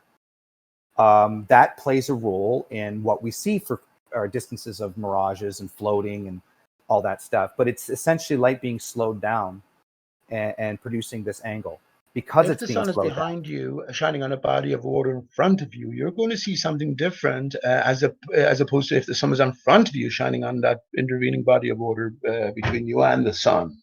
So first of all, we understand you're dealing with a body of water. Again, the ball earthers took away that extended span. Whatever is actually happening, this fundamental fact that we're, like Ranty just showed tonight, fundamentally under ideal conditions, when there's no mirroring, you can see target to target 15, 20 miles. People have seen further. I believe you could see further if there was a more further target of sufficient contrast, right? Remember, you're dealing with monstrous distances in relation to observer height. So all of these things taken into consideration. But the floor itself has to be taken into consideration. And what looks like the horizon flat Earth data is not ever the horizon. The water extends, but it's compressed in the distance so much, and the lighting, conditions have to be taken into account that it appears to reflect like a perfect mirror. When something of sufficient contrast comes into that zone, massive stretch zone, then it extinguishes itself via contrast, right? It means of sufficient size, and then in particular, when we look for this inferior miraging or underside mirroring, right, then we can understand that everything above the mirror line we're seeing directly, everything below it, that reflection below it might stretch, if you could measure it, which is, it's an optical thing anyway, but if you could measure it, it could stretch many miles. But to our perspective, or camera's perspective, it seems all crunched up. And this is the point about decoding it and introducing that three-dimensional Z-axis into understanding what we can see, getting all the component parts absolutely correct. See, it's going to be interesting to see how you can teach people these mirage effects, and because it's something we're definitely, it's glanced over, right? The beauty of it, the nature of it, the understanding of it, to the point where I think the struggle is just getting them to understand that they think they have unlimited vision, right? They really think because they can see the sun at 93 million miles away that they're actually seeing 93 million miles into space. And I think that gives a false illusionary impression into what they look at on the ground, right? And I think being that they understand this, they're now in that position where that cutoff point is the curve, because they think they can see the sun at 93 million miles, right? So it's I don't know if I've been successful in educating people on their eyes yet. But when I post the video of the optometrists and them not even knowing what causes it, I think it's a comedy, Pete. Before it was a tragedy. Now it's just turning out to be a comedy. A divine comedy. I've said it. I've become to realize it more and more. The creator has the greatest sense of humor. Honest to God, it's like you can't get mad at him for if you ask for the truth and he gives it to you. You can't get mad at him. You can't be like, oh, you gotta. So to test it, right? To test whether or not I have the understanding, I go and ask professionals, and when they say, "Well, that's a good point. I've never thought of that before," then you're kind of like, "Well, you're onto something, right?" Yeah, so they're hopeless, and it's all about context, right? And they have the wrong context, whoever you're talking about, but just in general. Let's take the honest, and I've met one or two actually academics, right? But they're into what they do. They have no real idea. They don't take any of this serious. They just accept established science, and they're building on that then. But of course, their whole foundation is wrong. Their context is wrong. This is where Earth's movement was always assumed, right? So when you take that away, a whole different reality presents itself. So all of the different discoveries as science facts, right, have to come up for re-examination, right, and reapplication in the real world context, which is, well, as best as we can tell, our starting point is a flat and a stationary surface with something moving, right? So that gives us the different context, and then everything then can be re-examined from the macro to the micro explanations. And this is where, of course, quantum mechanics comes into effect. You said it yourself. You said it yourself, though. They already know. So you have to think. That's what I was going to finish up with. Let me understand. They already know this. I know. So this is the thing. So if we as a group start going, okay, we know this group already knows. Okay. What then, I think it's right? well, that's what I mean, because that's all I see, right? I'm just reporting what I see, what I observe. There's definitely a group. They know. They fucking put up videos to make fun, to poke. Like I think one channel put up a video saying, "Hey, let's go look at the Bible. Let's hey, flat earthers, do a model. Let's see your model of Earth on pillars with a dome. Let's see your like." There's guys making videos like that, obviously, right? So it's yeah, they know. It's a greater theater, man. And this is what I'm saying. All these abilities, look at the research capabilities been given to us with our personal computers and our private monoliths in the form of our iPhones, right? Yeah, all of the information is given before us. If we understand, once we come through it, now hang on, yeah. These antagonists like the Rumpus or Brenda or Negator, we know them all, right? Coming back year after year, they know before we did the truth of these things. They have to know. Think about 9/11. If they're there to defend an official story or some sort of level of conspiracy beyond, they all have to know to cooperate. This is not how mass deception works. They have to be aware. Anything that we can come to find out easily, they know. And how easy was it for us to come by NASA fakery or 9/11 fakery? Come on, you know what I mean? Well, I can tell you, I can tell you that people are waking up to the COVID thing, so that's a good start. And I think it's all intentional, man. Again, it's all intentional. So the left pendulum has been going for a while. And I think almost 8 years, going on 10, I think. And, they're going to have that 2-year transition, and the right pendulum is going to come. But the ironic part with the right pendulum is going to be the one to convince everybody. Because they're so exhausted from the 10 years of the left pendulum. So it's going to be interesting. I hope Ranty does stick around longer than 5 years. I hope maybe I have the balls to stick around longer. 5 years? I can't 5 years, man. Like, I don't know. I mean, do you not think that we're going to have almost everything answered by then? I mean... Well, it depends what you think. I've been trying to go deep into the rabbit hole, right? Just try to figure out... Because they want to change the U.S. currency. They want to have open borders. They don't want to have any gender classification because they don't want population growth, right? They don't want to have the nuclear family. So, and then they want tracking, facial ID, and then, immunized, right? So I don't know when that's going to implement, but I would suspect that for it to actually be successful, they'd have to do something nastier than they've already done. Because what I see in Montreal and what I see in what's going to happen in Australia, people are going to say no, right? Obviously. And that's by design. So they'd have to do something nastier, I think. Just want to say, sorry, go on. No. I'm just in that thought, and if you're not going to do this, what else are you going to do? You're going to have a YouTube channel still. Are you going to just sell toasters? Like, what are you going to do? Well, I mean, I want things to move quickly on this. I mean, I'm always searching for the answers for stuff. So, I don't want to be having the same arguments in 2 years without any additional movement one way or the other. Well, a lot of these observations, in all fairness, are limited to the extent of the opportunity. Like, you have your opportunity to go down to the beach with your camera by yourself. But if you had access to a helicopter and a boat and, a 20-mile lake and 5 other observers, like this has been done before, you could be taking it to that level. Unfortunately, we're not there, right? We're kind of in the basement Coliseum, the basement part of the Coliseum, trying to, figure out what is a good observation. So you do the fish tank ones, which show the refraction. I use Blender. I show you that the clouds do appear to move down refraction. We can see all these elements of reality around us, providing us the ammunition, but the financial means to actually take it to the next level is things like boat, aircraft. You know what I mean? And obviously we went to that level.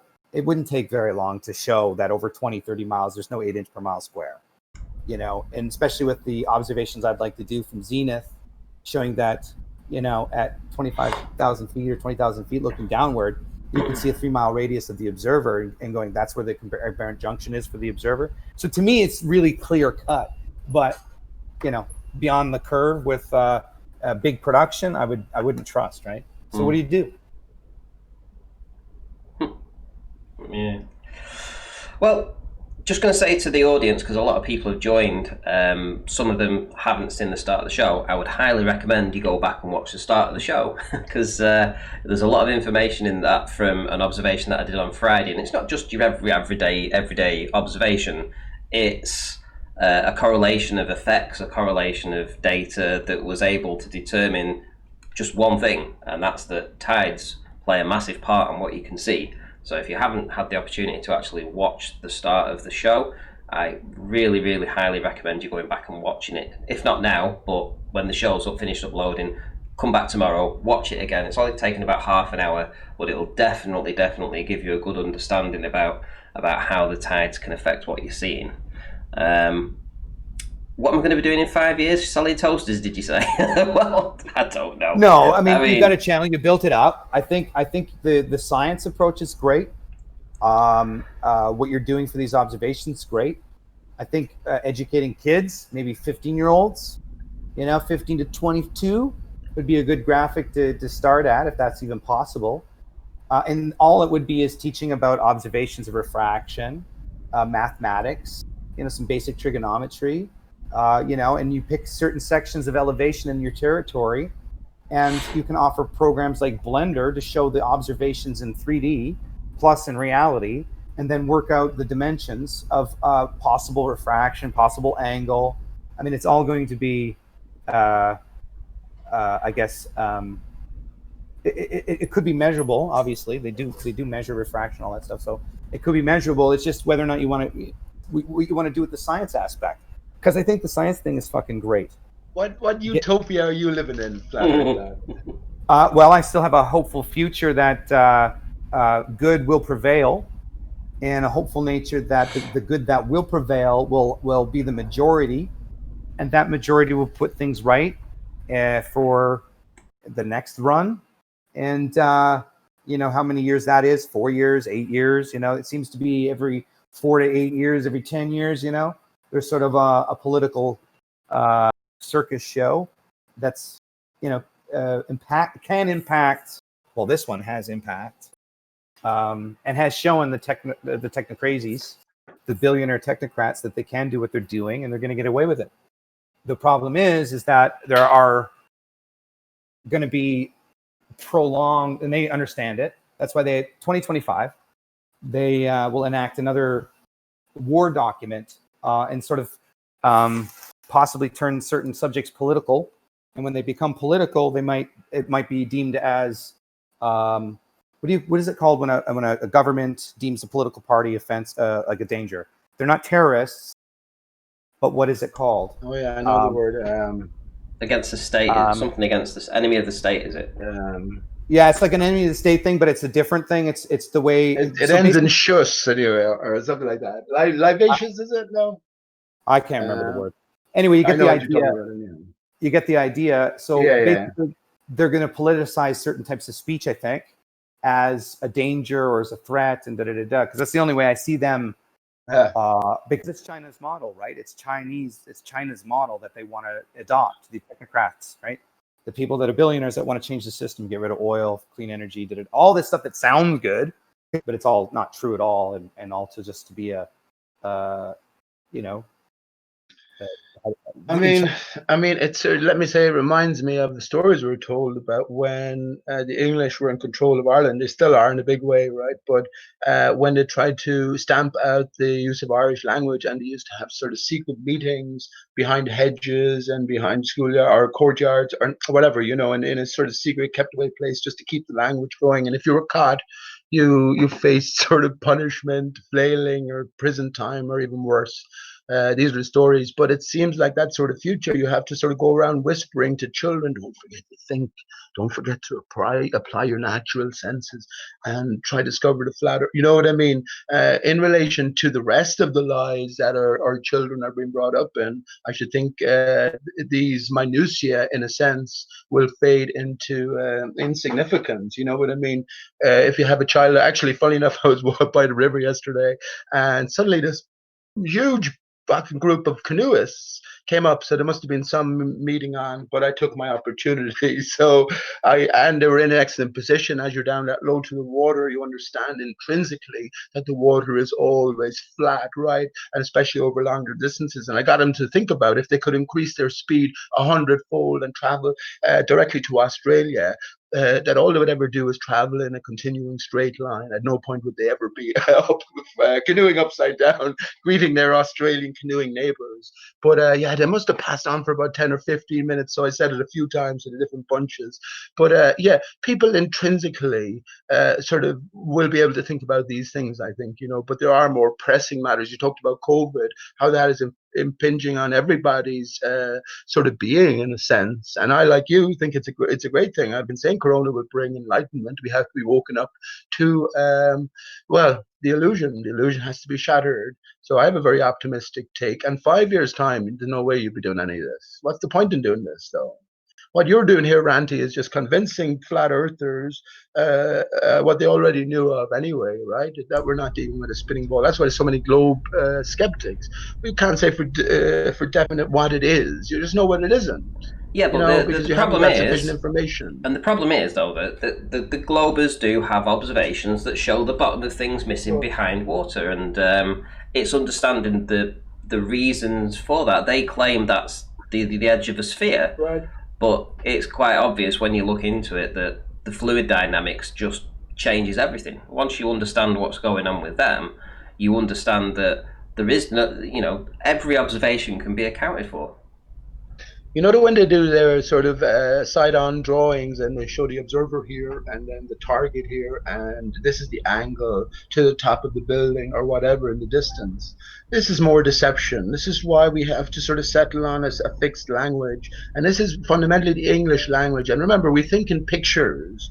Everybody in the audience who's listening right now is just after thinking about a snake, right? Because I mentioned the word, so it brought a picture, no matter how fleeting, to our brain. So when we're coming to try and understand what is going on, the best language now is the English language, right? Or, you know, whatever other language you're fluent at, and the activation of the imagination, right? Being able to picture ourselves. Look, in a sense, that's what you did earlier on, Flat Earth Data, right? You took a caption of reality and you just translated it into our everyday experiences, which is over an extended span. And this is the outcome of it. So that's what we have to sort of get back to doing, is reactivating that core language, right? Everything stems from an idea. As I said, we do think in pictures. So it's fundamentally get the picture right. And let me just say this. The ball, this is why Randy just said it here. Of course it is, right? If you're going to present, and I mentioned this many times, to your child, your most loved one, go and paint them a picture of their home. They have a lovely spinning ball. They have loads of different evidences. And even though it might be true, they don't give a shit. It's lovely. I'll take that. What else have you got to show them? Nothing. No. Go do your best effort to try and craft an image of what you think Earth actually is, and try and incorporate everything you've learned. I think ultimately, flat Earth data, this is the point. The clues are everywhere. The theater always had a final act. That's the way I see it. And well, let me just say, all roads have led me to Aristarchus, right? So SE's in the chat and he says that we now have confirmation from the bigwigs, Blue and Bob, the Coriolis vision causes hurricanes to spin. When was that? SE, if you want to jump on. Coriolis vision. What's that? The Coriolis vision. Somebody's an echo. Page is an echo. Page is an echo.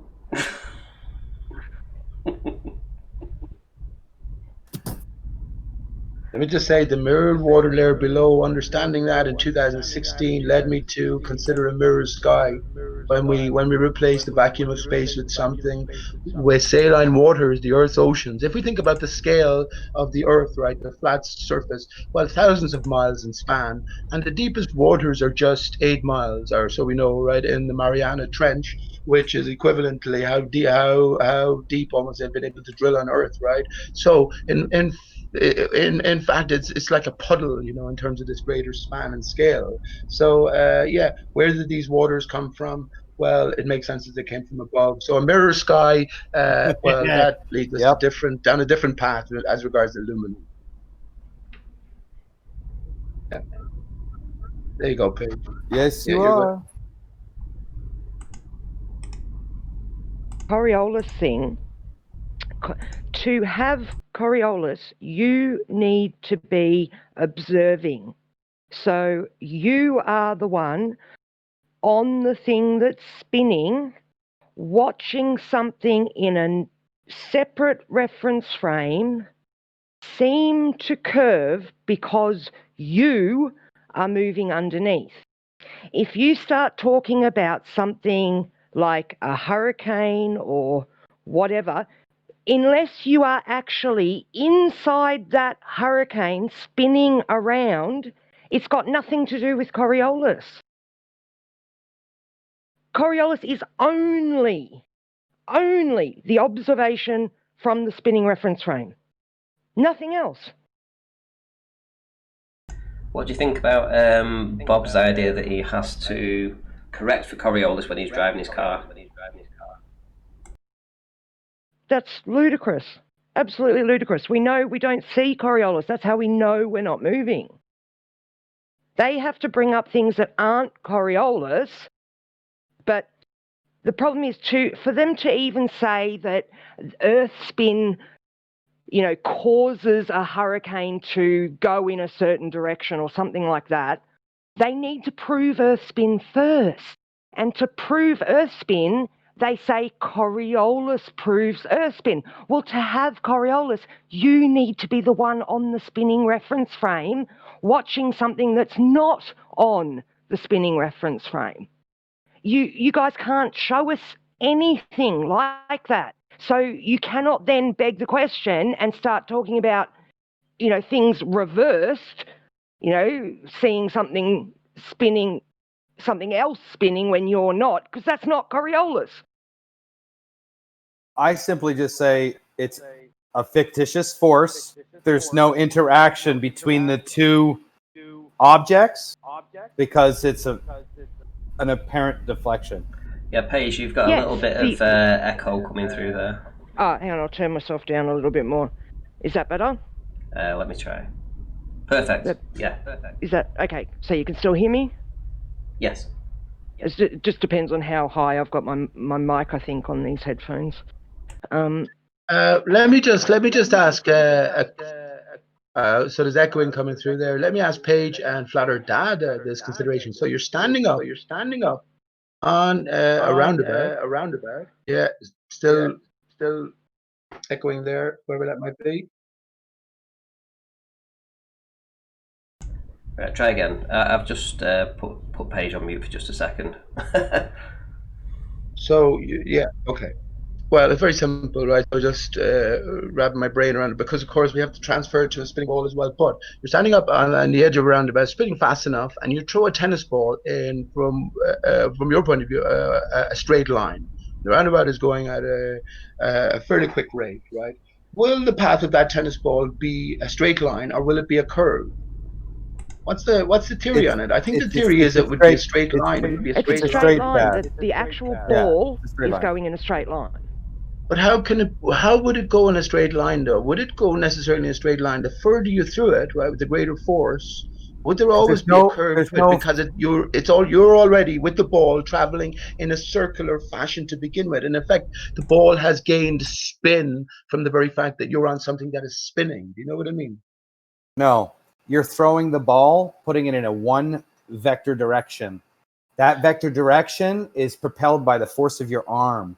You're moving away from that, force, but that ball never changes velocity. It stays in that direction. Yes, but it isn't. It's cast into it. The ball itself doesn't know anything about it, right? Just arrived in this universe, freshly unpacked, as opposed to being in the possession of a guy standing on the stationary earth and just being thrown, which will go in a straight line. He's now on the guy at the edge of the roundabout. With this seeming momentum, angular momentum already within it, right, by virtue of having to pretty much do nothing itself. But of course, the roundabout has to be spun up, so energy has to be applied in that way. So that surely will make a difference. So that's an inherent energy that's within it by the very nature that it's spinning around, right? So the quicker that it is spinning around, the more of that. Do you know what I'm trying to say, Flat Earth Data? The definition clearly says a fictitious force is when they don't interact with each other, they don't cause, there's no touching, there's no physical contact. It's an apparent deflection, right? So it's not a physical effect. But if you threw, but hang on, I was just going to say, Paige, this is the difference. But I just wanted to say that to know whether something is actually moving or not in Coriolis, you can get Coriolis looking at something that is cemented into the ground. If you are on a merry-go-round or something, spinning around, and you're looking at something, a pole or a tree or something that's actually stuck in the ground, you will see Coriolis because you're spinning, watching this thing apparently, come towards you, move away from you. Because that thing's not moving, you don't get like the deflection, but you see it coming towards you and going further away, but it's cemented into the ground. So it is not moving. There is no force. They have got, they're putting conservation of momentum and shit like this into the Coriolis when it's not the Coriolis. This is what I've been trying to tell them for fucking weeks now. You're not even talking about the Coriolis. Yeah, it's very frustrating because Coriolis is extremely simple. Extremely. So I just thought of instead of a tennis ball, let's talk about a human. We've all jumped off a roundabout. Are these headphones better, by the way? At any point that you tried to, well, hang on. Let me just say, I'm sort of got beyond there's no argument with the ball, right? They're ridiculous at this stage. But it's how they transfer what's happening on a roundabout, which we can all relate to the fantasy ball. It's this sort of a transition that if you can pick apart and understand as well. But let me just say this, right? Instead of the tennis ball, if that roundabout is spinning and you're on the edge of it, at a certain distance, you're going fast. And I think if you try to run in a straight line, you will always curve towards the direction in which the what do you call it is traveling, because you have that inherent momentum by the nature of the setup you are on. You understand? So I think that makes a difference. So even saying that the thing will always move in a straight line tangent is not accurate and doesn't apply to the analogy. But on Earth it does. Like, even if that happened, even if that's what happens, that the thing would be a little bit curved, that's not what we see on Earth. When you throw a ball, it goes straight. Yeah, so we can cut this argument off at the knees. As soon as they bring up anything that is not from the spinning reference frame, as soon as they want to put you in the plane or in the train or talking about whatever the thing in the other reference frame is doing, you go, nope, that's not Coriolis. You need to be the one observing it from the spinning reference frame. We don't want to talk about anything else because that's not that's the trick. So I'm That's the confused. trick. I'm The trick is confused. to tell them Wait a second. Wait a it's second. a visual effect. Yes. They're letting, exactly. They're letting you. Visual. This is where you beg knock the them in the question. knees, If you Paige. let them. Are you guys kidding me, right? Because it says Coriolis force is a fictitious force. It says so when you go research it. Yeah, but flatter yes. data. Even So hold on. that, So wait a even second. that, we should cut them off. We shouldn't even allow a fictitious force. I know, even but the thing that is is that misleading. It's visual. I want to knock it into everybody's brain. It's a visual effect.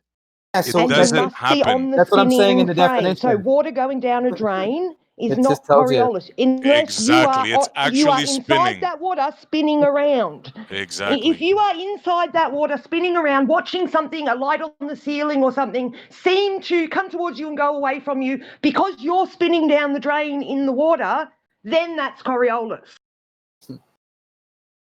No, incorrect. Yes. No. Yes.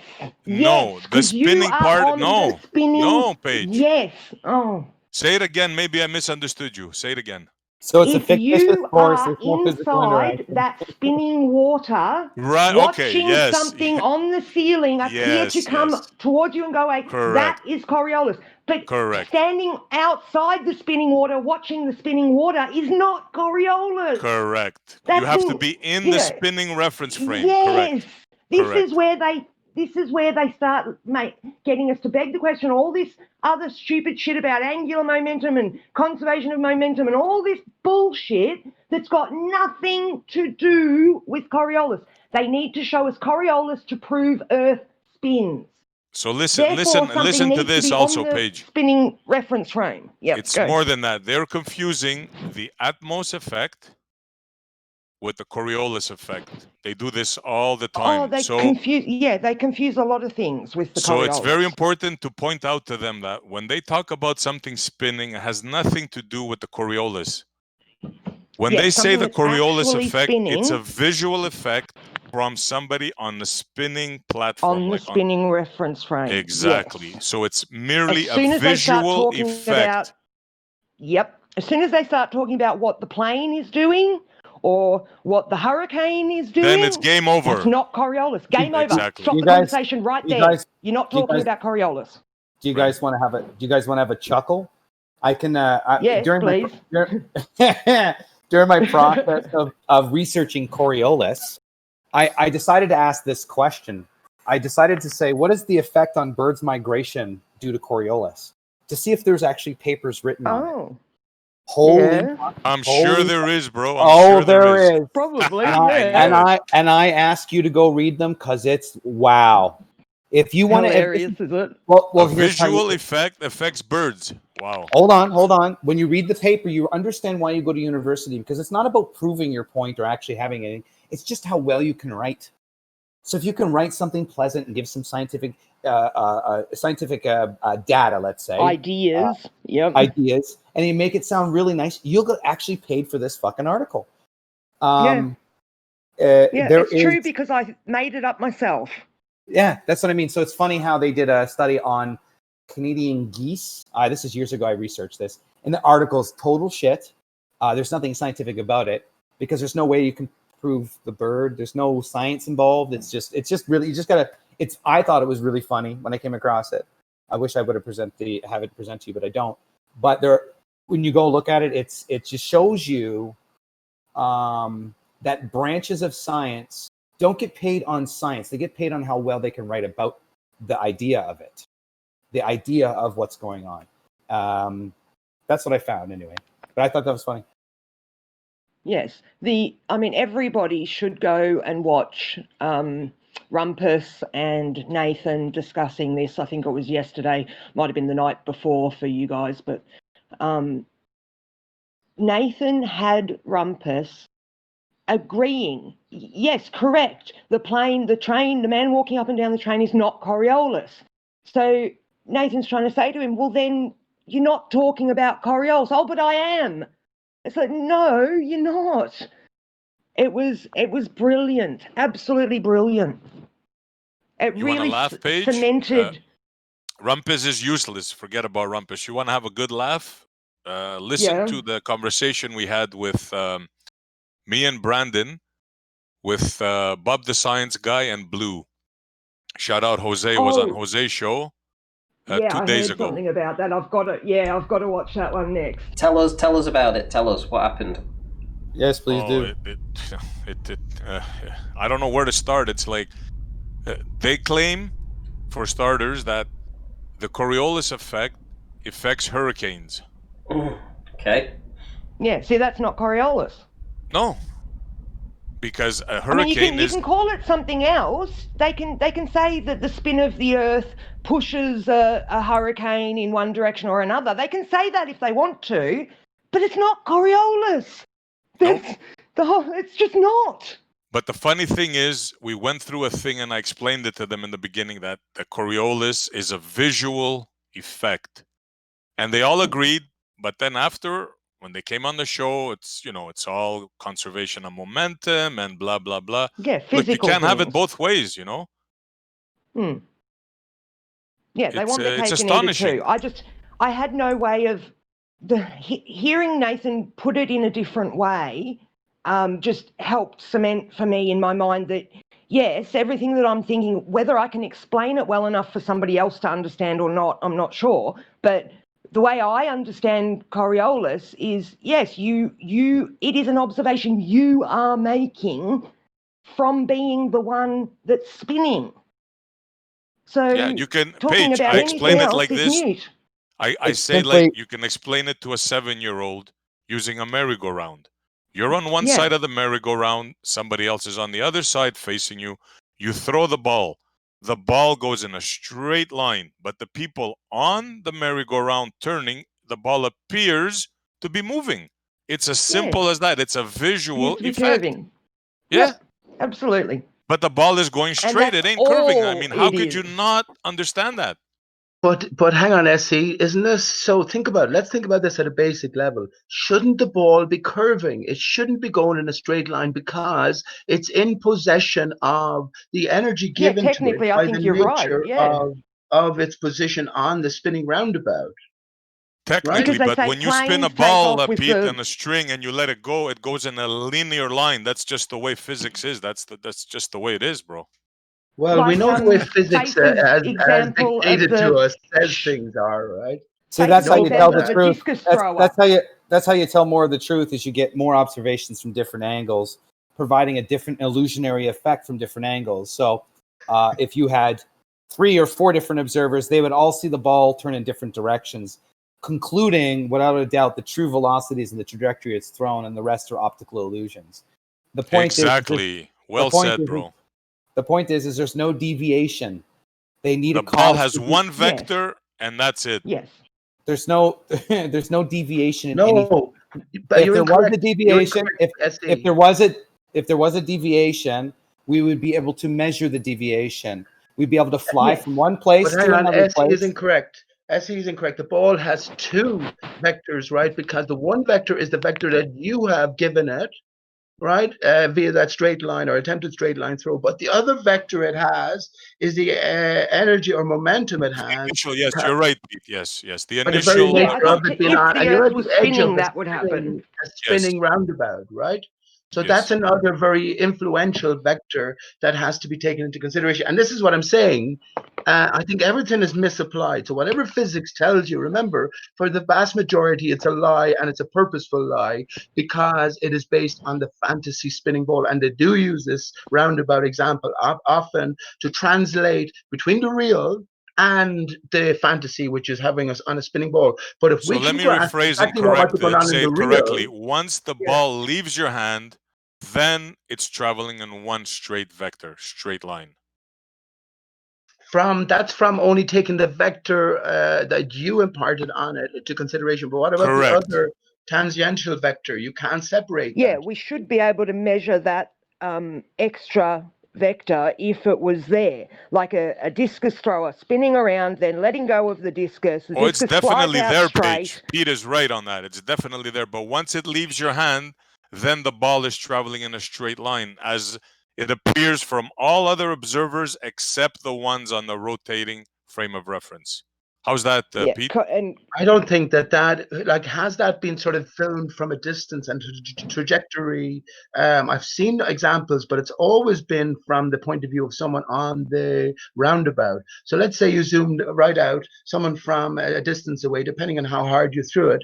Would that be a direct, straight, uninterrupted line? I don't think it will. Yes, I think it will curve. Yes, in an Pete. arc. Come on now. Yes, I've yes, seen Pete. videos on it on YouTube. They Come on. videotape from above a roundabout and show you the guy throws the ball, it goes straight, but instead of the girl that's sitting in front of him catching it, it's the person to her left or right, whichever way they spin it, that the ball actually goes to, because that person is now in the position that the girl was when the guy first threw it. So Yeah, they but I'm definitely already have. Paige, I'm talking about a good throw. Like, you could throw a football, right? So if you threw it as hard as you could off of the roundabout, would that trajectory be a straight line from the I point get of view you, of the a observer longer, separate? I think because throw, it has that, because it has that vector that what do you call it? SE Montreal just talked about. This is the imparting vector that you give it by. It's a hard throw, as horizontal as you could, right? Yes, but it also has this tangential vector by the fact. Okay, let me address that, Pete, because you said it a few times now. Right. Take a ball, tie a string on it, and start spinning it around your head. The ball is traveling in a tangential way. It's going around. Yes or no? Yes. When you let go of that ball, what happens to it? It will go in a straight line. There you go. There you go. But hang on. So you're after transferring environment now. So I'm standing still, spinning the ball. Now I'm on the spinning roundabout, right? Right. Which is different. So no, it's me not. and the ball. Okay, let me think about this. As I said, I'm not trying to think about it, Pete. I'm trying telling to you, it think of a way goes in a through straight. it. You're Pete, correct what's in the gonna cause- initial. what- It has initial momentum. What's going to Yes, you're cause the correct on that. deviation? But once you let it go, it travels in a straight line. Pete, what's going to cause the deviation to the observer and the object? What's going to cause the deviation between the two contacts? Okay, let me have a think about that, because as I said, I was trying to think about it, because imagine the faster you spin the roundabout, then it's going to have an influence on the trajectory of anything that's thrown. But something has to cause the deviation, right? Right. So let me think about that. Is the deviation a physical deviation, or is it an optical deviation? Let me have a think about that, man.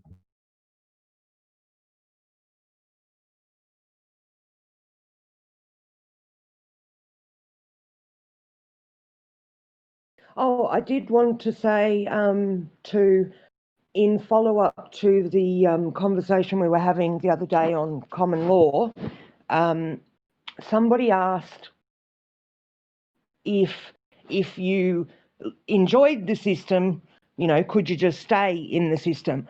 And I said yes, and I still agree with that. But I just wanted to add that if you are going to stay in the system and be subject to their corporate policies, then you should at least learn about being the one who is in charge of your trust, of your birth certificate.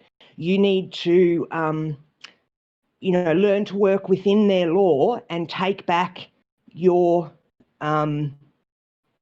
trust and use it against them. The way they've got their law set up, if you're the one in charge of that trust, you're lost at sea at the moment. So until you come back and tell them, hi, I'm back, I'd like my trust back, thank you, somebody else, the government, is in charge of that trust because you're lost at sea. So when you come back and get your trust back, you are now the beneficiary to that trust, and you can pay for everything with your signature. You have so many options if you want to work within their law. If you find that too difficult and you just don't want all the stress of, all the legal crap, then you can choose to not contract with these people and be under common law. You can even register your name with the common law courts and get a common law birth certificate. You just don't open their mail. Just don't consent. Just don't contract with them. They have no right. They cannot force you. So it's up to you. It's a choice. I think people don't even realise they have a choice. We've just been told that this is law, that maritime corporate law, that's law. We have to follow it, and that's all there is to it. And no, that's not true. You have a choice. You can be under common law. But even if you do want to stay in the system, at least be the one in control of your trust and say, hey, I'm back now. I'd like my trust. I don't need anybody to look after my trust for me. I'm not lost at sea. I'm right here. I'd like it back, thank you. And they have to give it back to you. I've seen people make judges leave the courtroom because they have no jurisdiction. It's very simple.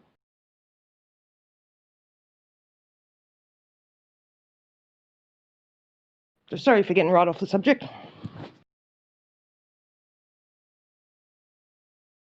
I think it's a argument that's been passed around. I think Chris UK has a video up with a guy in the courthouse asking to be acknowledged under common law and waiting for the judge to swear under oath for contractual law to begin, and she wouldn't do it because he wanted to go under common law.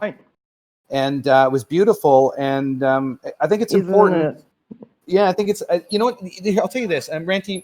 Tell me, I know. I made a joke about you selling toasters on YouTube with all your subscribers after the 5 years is up. But do you think are you not inspired to learn more about law and learn more about your rights to a certain degree after going through all the deception and the noticing how bad everybody kind of. It's not. It's not really. I hear you guys talking about this. It's very romantic, but there's nothing you can do about it.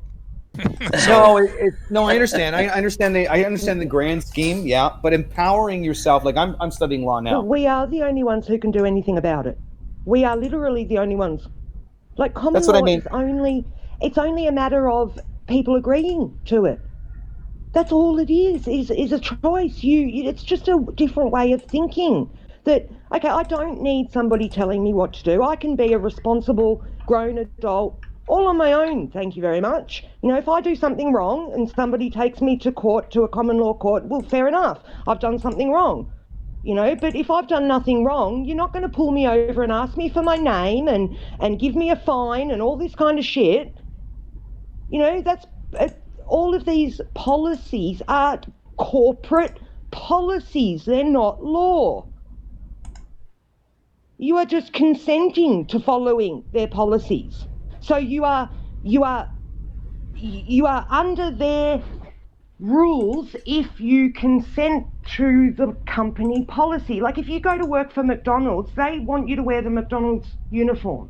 If you try and go to work not wearing your McDonald's uniform, they can fire you. It's exactly the same with the police. If you drive your car, if you drive with a driver's license, and they pull you over, you are saying, yes, I'm a driver, yes, I'm an employee of your company. So then they can say, well, we, under our policy in our company, you're not allowed to go over 60 kilometres an hour, you were doing 63, I'm going to fine you. But if you say, no, I'm sorry, I'm a living man or woman, I'm travelling, I have that right. As a human being, I have that right.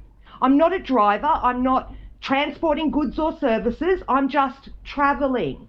Have you tried that out? In my personal automobile. Have you tried that out? I haven't had a chance. I'm going to. My next door neighbours, none of their cars are registered. None of them have number plates on. There's a couple of other people that I talk to. A man, Mike Holt, that does the Bloody Aussie Battler podcast. He doesn't register his car. Now, it's not about not wanting to pay the money. I would be happy to register my car. I'm going to register everything I have with the common law courts. It doesn't cost me anything to have the same registration, the same, information, but I get to choose what information I put in the common law courts, what colour my car is, what type of car it is, where I live, all that kind of stuff. If I want to give that information, I can. But if you choose to be a driver and you choose to get a driver's license, you are being an employee of the company and you are subject to their policies. So then the police can pull you over and ask you for your name and fine you if you have broken a company policy. Does that make sense to people? 100% what you're saying is true, Okay. Paige. But does But it the make point sense? is, whatever you try isn't going to work. You're going to lose. No, it does. Yeah. It does work. No, Absolutely. it won't. I've seen it work so many times. You're It's going to not ruin funny. your life, There's an Paige. Don't go down that road. Oh my God, no! There's an MMA fighter who cornered off his property, like put a gate out the front. He's always got his gate locked. He's got a sign up the front saying, if you trespass on this property, a $10,000 fine, and then I think it's $100,000 or whatever for multiple.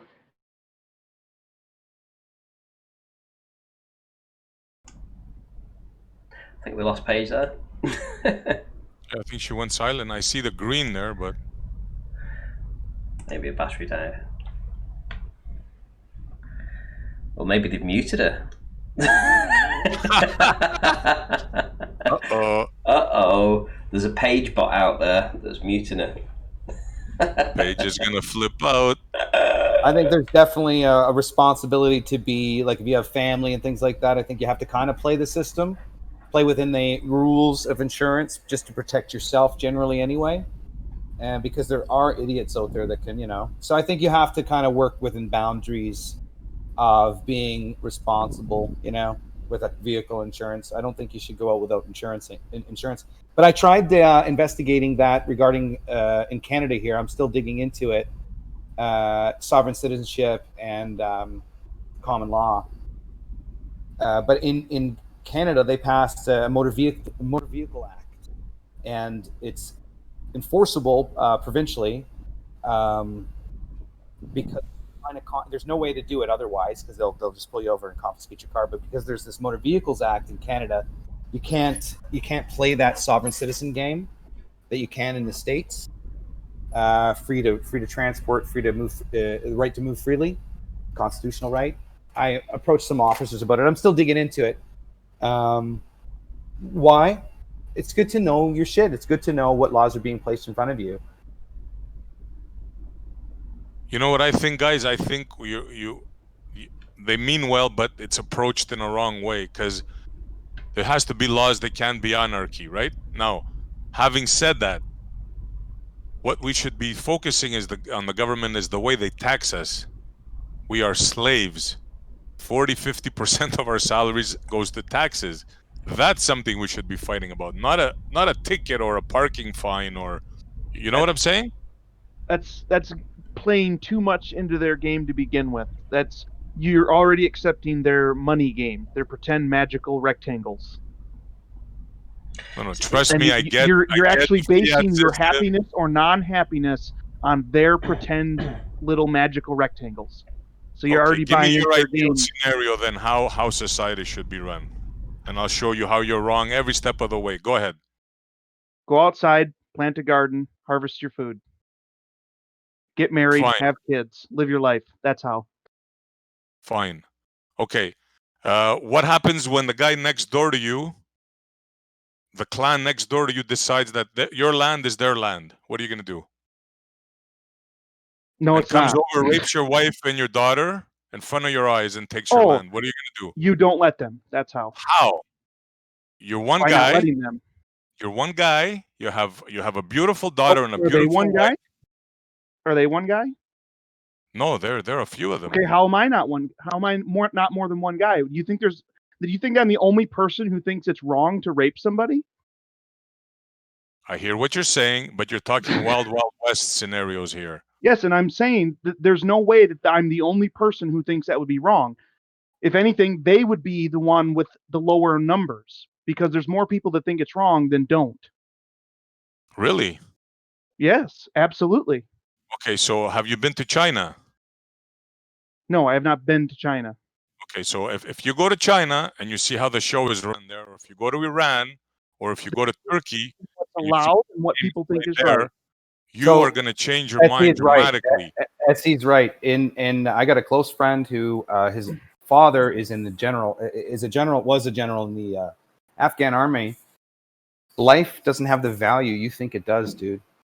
In these I don't places, think you guys have suddenly switched on to places that are run by governments, corrupt governments. No. In We general, weren't You're talking about living in a listen, fantasy world provided Exactly. to you by the Western system I'm that not you want living to in take any down. fantasy world. I'm That's living in what's the happening. real world. You know what he showed me No, I'm not. pictures of, dude? They collect skulls down there, dude. Don't matter if you're male or female, they collect skulls. He showed me That pictures means of nothing. He showed me pictures of You his fucking obviously brother-in-law. have to make a decision whether it's worth it or not to you in your country. Okay? But Absolutely. the point is that human beings are the ones these laws are there to represent. It's our choice. The more Paige, of if you were us- in Iran, you Oh. wouldn't even be able to talk what you're saying right I'm now. You not have in Iran, absolutely though, am no I? clue what you're I'm saying, not Paige. in With all due Iran, respect. though. As an Australian, I can get together with my fellow Australians and say, I'm sorry, I'm not part of your company. I have that right as a human being. Just because other countries want to be violent No, and you don't have kidnap the you right and as a murder human you. being, Paige. You have the Oh right my because God. no, let me correct you on this. Yes. You have Yes, the I right have that because right as Australian a soldiers God. died on No, a no, no, no, battle no, no, no, for no, your no, freedom no, to no, have no, what no, you no, have no. now. Would not have That's not how mattered rights if work, nobody dude. ever went to battle for anything ever. I am still a human being. I am still God's creation. Those rights are inherent Not to in me Iran, no Paige. matter You're what. nothing. I'm Not not in That's not how Iran. that works. Iran. It You're doesn't a matter I'm what not nobody. in country fucking you're in. Iran, am I? That's right. We can start So, the movement from Paige, places the where only- people aren't so violent and aren't murdering Well, how innocent about if I- people for how about having if a different opinion. Sorry, Paige, you're what wrong if about this, easy? How Paige. about you take it easy, No, SC? No I'm one not is in wrong. Iran. You And I just bet you'll think, no, find that Iran is don't not fight quite as against them bad because as you they're think going it to is. kill you. Well, so what? They So- I kill doubt you. he's lived in Iran. I doubt he's ever lived. I'm Yeah, but not Iran, in fucking these are Iran. all I'm in visual Australia. period of impressions we're time. given for the most part. So let's take it easy. There's only flat So- earthers here, right? What he knows about Iran is most likely based on what other people have told him about Iran. What mainstream media has Did you told hear him. what Flat Yeah. Earth Data just told you before? You think I don't have friends? You think I don't know people from? You think I'm just talking like Dude, this? SE, who Okay, listen, cares where what I live in happens there? Canada- We need to People see what start they this see. somewhere. Guys, listen, I live in Canada where there's freedom fighters, okay? There's terrorists that live in Canada. They're allowed to live here in Canada with passports, allowed to come and go. When I was introduced, when I moved to British Columbia and I moved here, I met a family. They were freedom fighters. They were from Afghanistan, the Russian army, Russia and Afghanistan were fighting. Afghanistan. And yeah, well, brain fart there. And so anyway, he showed me pictures, family stuff. The most beautiful family I ever met. Hospital. They let me into their house. They fed me every day. Wonderful guy. But I worked with him every day, and he told me how many people he had to do his business with. But he showed me pictures and all this stuff. Dude, this is why they want over here. This is why they're coming in droves. This is why they will swim across oceans to get here, because of this idealism, Paige, Exactly. that you love so dearly. It's amazing what we Yes, have. I love it. Paige, I Yeah. want you to do so. Well, I don't want I you to do will this, fight- but listen to this, Paige. I will fight if to my you go to last Turkey breath for my tomorrow fellow on vacation, Australians to have their freedom. you don't know what freedom We are is, not Paige. corp- You we don't are know not, what freedom we are is. not corporate, exactly, because I'm a corporate slave at the moment. I'm No, not an Were you in employee the of army? any you're a person corporation. living SC in the Montreal, West were that you in has the no army? clue how the world functions. SC That's why Montreal, you're were you in speaking the like this. army? Were you in the army, My SC country Montreal? doesn't Hey, have to function like Come on. everybody else's. Let me If just people say would one say thing to do Paige and I'll shut something up. one way I want doesn't you mean- listen, Paige. Just one thing and I'll shut up. If you go to Turkey on vacation tomorrow and you go in the street and you say the president of Turkey is a bad man, he should be put in jail, he did this and that, his son-in-law is you will disappear. SE, You that's will why I disappear. live- Do you Listen, understand that? Can I reply So now? there's Yes. corrupt men That's in why I play in live power, here. SC Montreal. That's why I live in Australia. Because Or as there's a corrupt human men in being, power as I well. have the right to say, You in power are supposed to do what we tell you to do. We are not under your rule. You are under ours. Well, let me tell That's you why I about. live here. Paige, I love it. Paige, do you know anything about the law out there at all? Like not the common law, but just the law they're practicing? Because I think you do a great job, and I think this is why Flat Earth is really important. Because I'm only speaking for myself. I've gotten into politics more because of Flat Earth. I've gotten into science way more because of Flat Earth. I've gotten into military, understanding military and the job and the kind of the seedy, unnecessary but necessary. At least my understanding and my comprehension, because it's within certain limits of, you can only grasp so much of what what it's all about. But Flat Earth has definitely made me more interested in law, and I think the next evolutionary step is to kind of know your human rights here, your God-given rights, and understanding. Are you a soldier, FED? Are you or were you a soldier, FED? When I was younger, I was in military school, and I ended up working in film, ironically, which is a military division of stuff. So. But no, as far as I have respect for all the people that do it, but at the end of the day, there's some factions are doing some of the worst work in the world. They consider it to be good work, and we get to have our fucking cappuccinos whenever we want. We get to skip the dishes. Out here in Canada, it's just a delivery app. It's insane the decadence that we're in. And the major polar opposites. But you wouldn't get to do that in the streets of Turkey. No, That's and right, Pete. That's right. And I'm super grateful. What happens in Turkey has no bearing on what happens in Australia. It does, Paige. I'll tell you why it does. Human beings. I'll tell you why it does, Paige. I'll tell you why it does. Is because there is an entity, and they're using that particular idea, the impoverished, to steal from the West. Steal from the richer nations, and Canada's doing it, and the United States are doing it.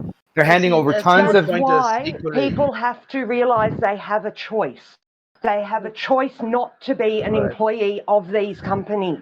That part you have right, Paige. The corporate control. That's the part we have to work on. It's the corporations, not the government. That's the problem. It's the corporations are running the government. Is the corporation, SE. Yes. Oh my God. Yes. So then they have they only have policies then. Okay, so law. what's your alternative to the Western law. system? Common law. Common law. The law that has always been. We only just changed over to maritime corporate law in about 1666 with Emperor Justinian. Like the Central KV wasn't always there. We were under Paige, common I hear law you. for millennia. And it Won't is somebody control that system? Will somebody control that common law system? We control it. If you want to set up a common law court, all you have to do is get, a whole bunch of people in your community to agree to it. That is all it is. An agreement. You can bribe them. but Paige, we can't agree to it when people go in a restaurant. 10 people can't agree what they're going to eat on. You're talking about anarchy you all agree we'll eat at the table. That's what, do you even know what anarchy Pete. means? You're Paige, using the wrong definition of anarchy. You're thinking of chaos. I got pulled up on saying anarchy the other day. It's not anarchy. It's chaos you're thinking of. I'm not saying get rid of all the systems. I'm saying get rid of the idea it's a corporation. I can back you up on that. Because yes.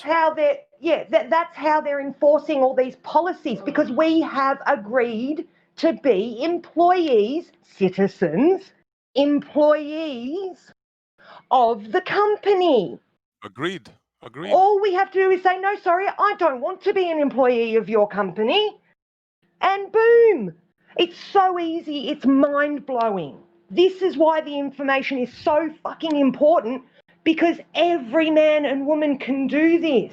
And the more of us that do it, the easier it will be. Okay, so I got you wrong. You're not saying the abolishment of government. You're saying reverting to a common law system. Okay. Yes, I'm saying the abolishment of the corporation. What do you think the idea of manufacturing? So the idea is to dispel China and cause the cause of the whole system change, which will come, is the idea of manufacturing coming back. So you don't have big corporations producing product in China anymore. You actually have them coming back to the United States. And with big corporations, you get, salaries, you get benefits, you get, so the thing that you're saying for common law would be just persecuting, for me, would be politicians, would be leaders. It would be using law to persecute those. And make sure that companies but make sure that companies like Apple, Google, there's no limit to the sky per se. There's you get to this point, you're broken up. You're too big, you're too powerful, you make too much money, you're broken up. Yeah, stopping monopolies, that kind of thing. Yeah. So things like that would be beneficial, but getting rid of corporations or businesses is not ideal. What you want is a system in exchange. We need to do this very, very, very slowly. Yeah, exactly. Getting rid of lobbyists would be a good start, because that's where it all starts, through the lobby system. That's where the rich corporations... Dissolving every company that is a public, like government, every government official at the moment needs to be replaced. In Australia, we don't even have legal laws anymore. They took the Queen out of the Constitution. The Australia Act is then null and void. Our Prime Minister, none of them have sworn an oath to the Queen, so none of them are serving properly. Like, people don't understand what a fucking mess they've made of this system. Things could be very easily sorted out if people understood that, you are a living man or woman, not an employee of this company. You have the right to tell them what to do, not the other way around. Paige, if I may, it's commendable what you're saying, but you have to understand something. Throughout history, no matter who has power corrupts absolutely. I understand that, SE, but what I think people are forgetting is that with the technology we've got these days, the majority of people just went along with this system because they just didn't know any better. Ignorance, you don't know what you don't know. But Paige, answer this honestly, Paige. Have you ever tried to take a shit in Iran? No. Right. You don't know what you're talking about then. Yeah, Paige, it's another world out there, man. I'm telling you, they don't even have toilets. They don't even have toilets. Paige, I'm not in Iran. I'm in Australia, and my fellow if you're basing Australians your principles and your ideals and your goals off of what they're doing somewhere else or what someone else might do, then you're not even thinking about it properly. Yes, we are. We're thinking globally. You guys are thinking at home. We're thinking worldwide, me and Pete. What responsibility do you have for the It has to change at the local level before it can change anywhere else. How stupid to say, you've got to change everything on a global stage first. How ridiculous. No, it starts with you in your own home, standing up and saying, I am not an employee. I am a living man or woman. You cannot control me with your corporate policies. Exactly.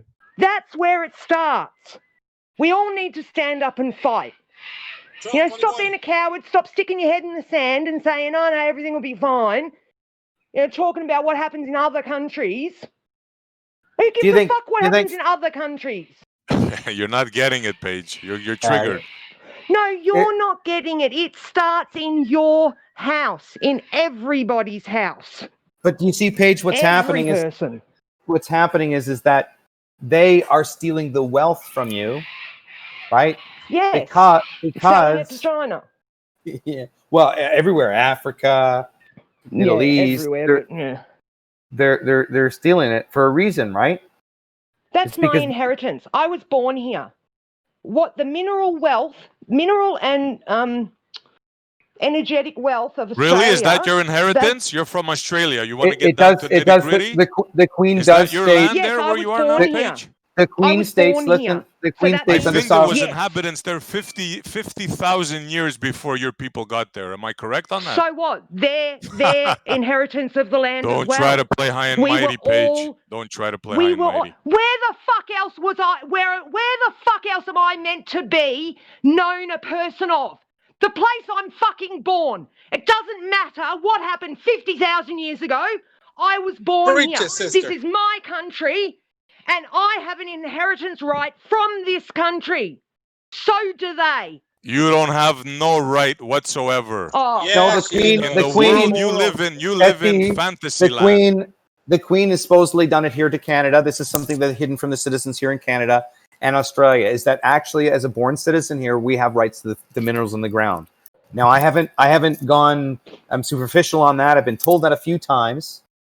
But as far as the actual, absolutely ludicrous to say because somebody else lived here first that you don't belong here. I'm trying to bring you down to earth. I'm trying to bring you down to earth. We don't exercise. I was Etsy, born here. I have we the same exercise rights a lot as of the anybody knowledge else that was born here. That's do we just exercise? the way it is. Do we exercise a lot of our knowledge about what our rights are? Because last I checked, it seems like a lot of the financial people know a lot of loopholes for taxes that they don't really let the smaller class know. Just on that basis, right? So don't you think there might be a distinction between what you're exposed to and how you can exercise your knowledge? Exactly. My comment to Paige was to trigger exactly that response, to show her that people in power take things, whether you like it or not. And so it's time we start doing that to them. Show them they don't have the right. And that starts with every man and woman inside their own home. We can agree on that. Don't you living in Iran? You will not change until you do you guys something. do you think flat Earth is designed like the concept of flat Earth? It's a great conversation. It opens up a pretty big, diverse debate on the world around you. But don't you think it was intentionally released for sort of uprising and stirring and getting people to think, oh my God, this is it. Right? It makes sense, right? And if you think the duration under the collar their page. You see, people that live in Europe. I am very passionate about my fellow human beings' freedoms and rights. I'm very passionate about it. If you were in Iran, that's what I said. If you were in Iran right now, I'm not in Iran. I'm not in Iran. You're using false equivalents. False equivalents. I'm not in Iran. Why are you shutting him down?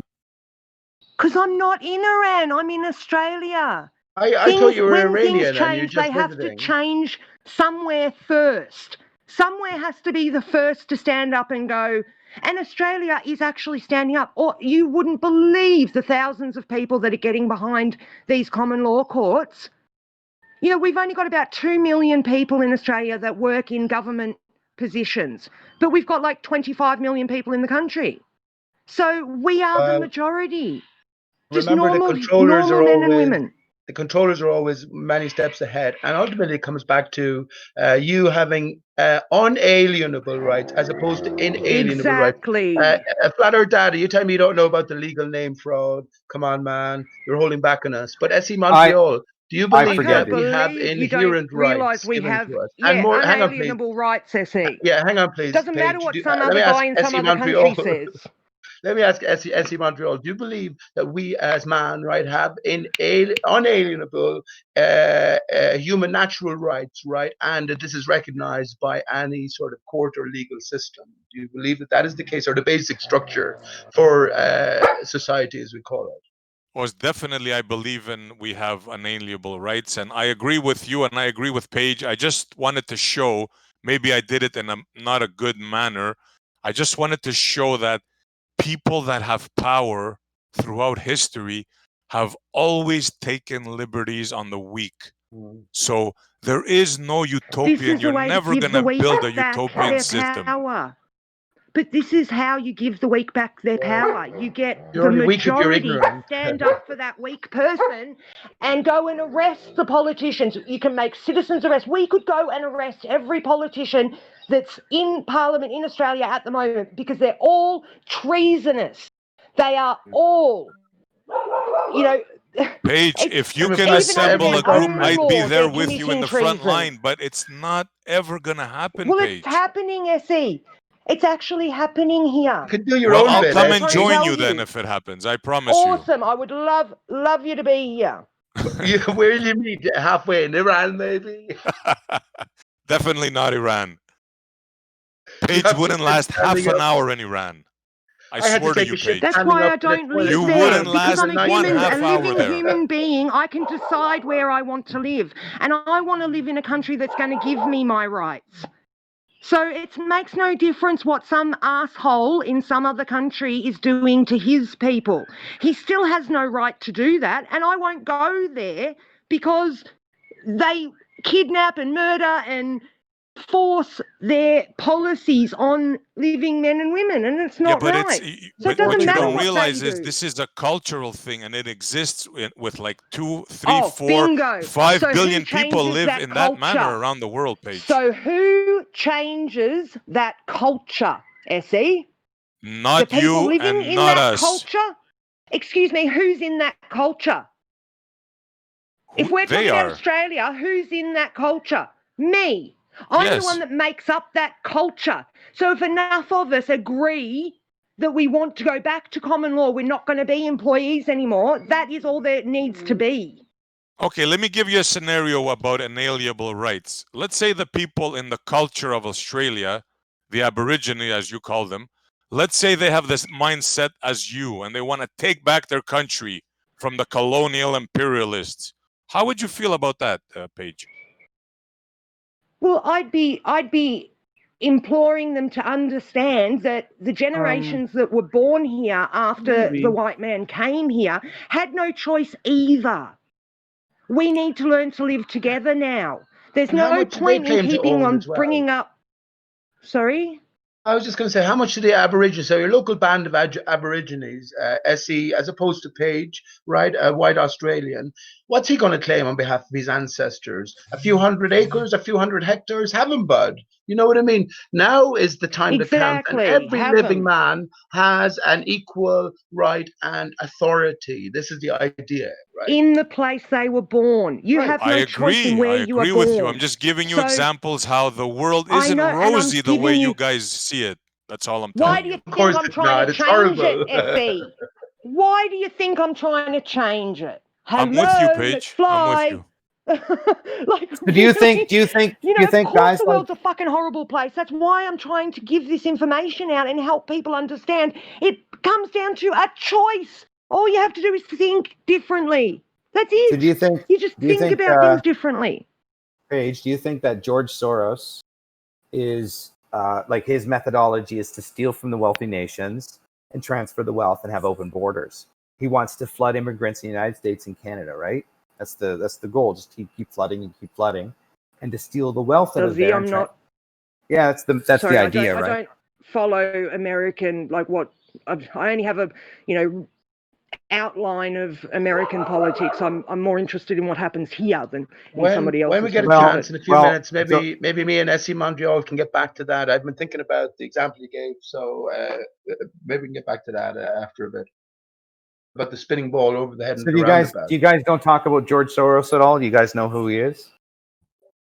Oh yeah, I know. Like I've got a basic understanding of who he is, but I wouldn't know what policies he's endorsing and all that kind of stuff. He was a Jew that basically worked for Jew killers, and he helped confiscate all kinds of Jewish possession and Jewish wealth, right? And he enriched himself. He would point out the families, say the story good. He would go along with the Germans, point out and help. Oh, in the Nazi and when era. asked about it, he did not express any sorrow. Yes. So the thing is that they don't have any empathy, these people. His policies, yeah. So his policies are to steal the wealth, right? But here's the thing: Australia has now Coriolis. Yeah. Australia itself now has ties with deep ties with China, actually infiltrated within the politics there. So this is Australia's having to deal with. They're having to deal with this issue because and what we're trying to do is lop that off at the knees by saying, from this time in history when the Queen was removed and all these things were changed. You didn't hold a referendum. That's why we couldn't have a referendum when they had the gay marriage thing, because we had to have a plebiscite, because they can't have a referendum because they changed. They took the Queen out, put a Queen of Australia in instead of the real Queen. So everything they've done since then is treason. So now we have to. They're sorting out the charges, what each politician is going to be charged with, and convening common law court to charge these people. Once they're charged, they will be able to be arrested, like this Pope who's been charged. If he ever steps out his front door, the sheriff can arrest him. So that's what we're going to do here with the politicians. And it might take some time, it might be a couple of years, but it's happening. They're actually doing it right now. I've been to the creating all the charges. That's a good thing. I've been to the sheriff here in Limerick page, and I've also been to the army and to the police with my own declaration. And this is basically centered around the idea that the legal name fraud is exposed and all contracts are null and void. Yes. So everything, yes, all contracts are null and void. I have a feeling, and let me just say this. Remember I was saying the controllers are always many levels ahead, and as Flat Earth data suggested, is all of this Flat Earth arena to throw up the dissidents, right, and to create the turmoil needed for the transition that they have in mind, order from chaos, and the bringing down of the systems they have in place. If you want to think ahead, well, how far ahead are we going to think in these corona times? I reckon they have everything scripted out. Whether there's a greater power in play, and I believe there is, I hold that there is, absolutely. I don't think at Montreal you commit too much in that. You know, this whole goes back to what is our true nature here? What are our true? Well, we know where we're not, first of all. If we're on a spinning ball, you can claim your natural inheritance till the cows come home, but you're claiming a whole slice of nothing, right? On a flat earth is a different sense, and they know these rules are in place. So in terms of how the system works, once you know the relationship between you and the legal name, which is a fictional entity, right? But then you can maneuver through the system. But that's not the point. There's fraud at its core, and the fraud has been exposed. I said Corona brings an end to all of this. So what's going on behind the scenes? Well, what can one man do? You do your part, right? You do your part. Well, that's all you do. You let realize me give you an example. You're always going to be ruled by somebody, whether you like it or not. Well, let the man come to me and tell me he rules me. Here's the problem. It isn't the 40, 50, 60-year-olds. It's the 15-year-olds, the 20-year-olds. Now, I did a test over the last week running in gas stations where I approached a couple of young males and asked them some questions regarding coronavirus. And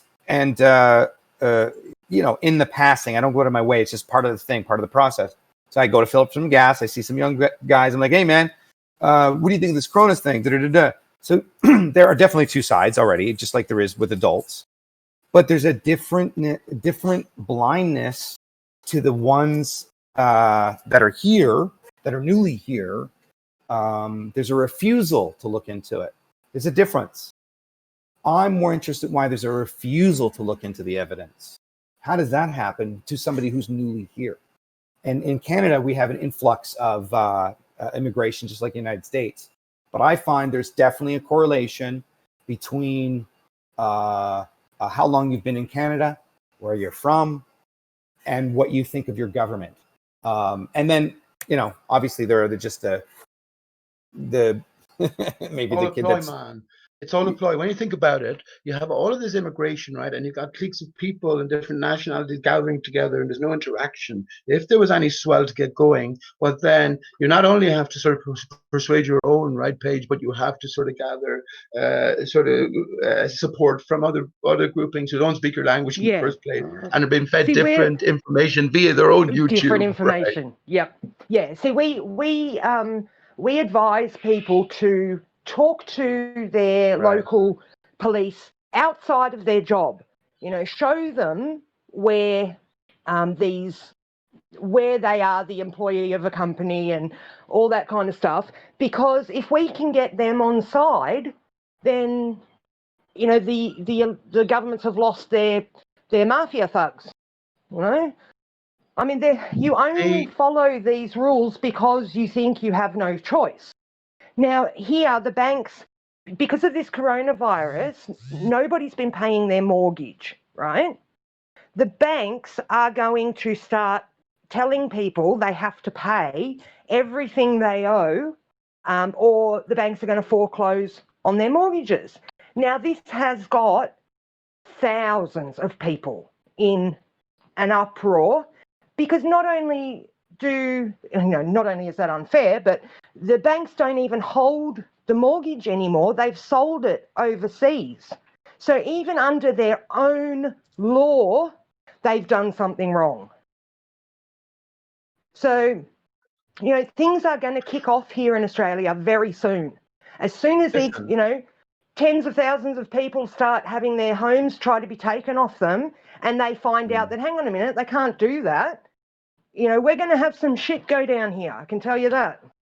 There's a lot of people that are very unhappy. Well, listen, think of it in these terms. You have all the time in the world to think.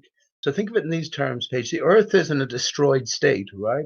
So what's left is abandoned. Our natural inheritance is the Earth, even in its destroyed state. If your house burns down, still your house, you claim it, you're capable of rebuilding, right? And who knows what will come from the ashes, like a phoenix from the ashes. So here's where the pirates come in, and the no nationality, no passport, right? So once we understand that we are the true inheritors on this land, and this is where flat Earth comes into it as well. As I say, you could be aware of all your natural rights and then claim a part of the spinning ball Earth, right? You know, well, you're claiming a whole slice of nothing. That's where maritime law comes in. Corporate law is law of the water, because it can't be law of the land. Yeah, it's the invading water. A law. Yes, they are pirates. They have their own law that works on water. We have, as living men and women, we have a law of the land, common law.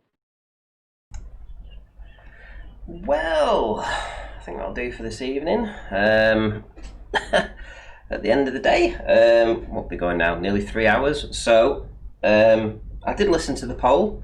The poll said that, you know, shorten them up a little bit. So, you know, that's what I'm going to do. Shorten them up a little bit. So 3 hours probably going to be the norm going forward, I think. Anyway, hope you all enjoyed it. The conversation drifted a little from Flat Earth. But if you want some astonishing research to look back on, go to the start of this stream and watch it from there. I do a presentation on something that I actually did over on Friday. So definitely worth your while having a look. There's plenty of information to digest, and it's not just an observation. There is obviously a lot of research that goes into that too, that should help you understand what's going on with the tides and the like, especially with observations and stuff. So with that, I'll be back tomorrow. Thank you everybody for stopping by, and everybody that hit the super chat, thank you very much, and I will see you all in the next one.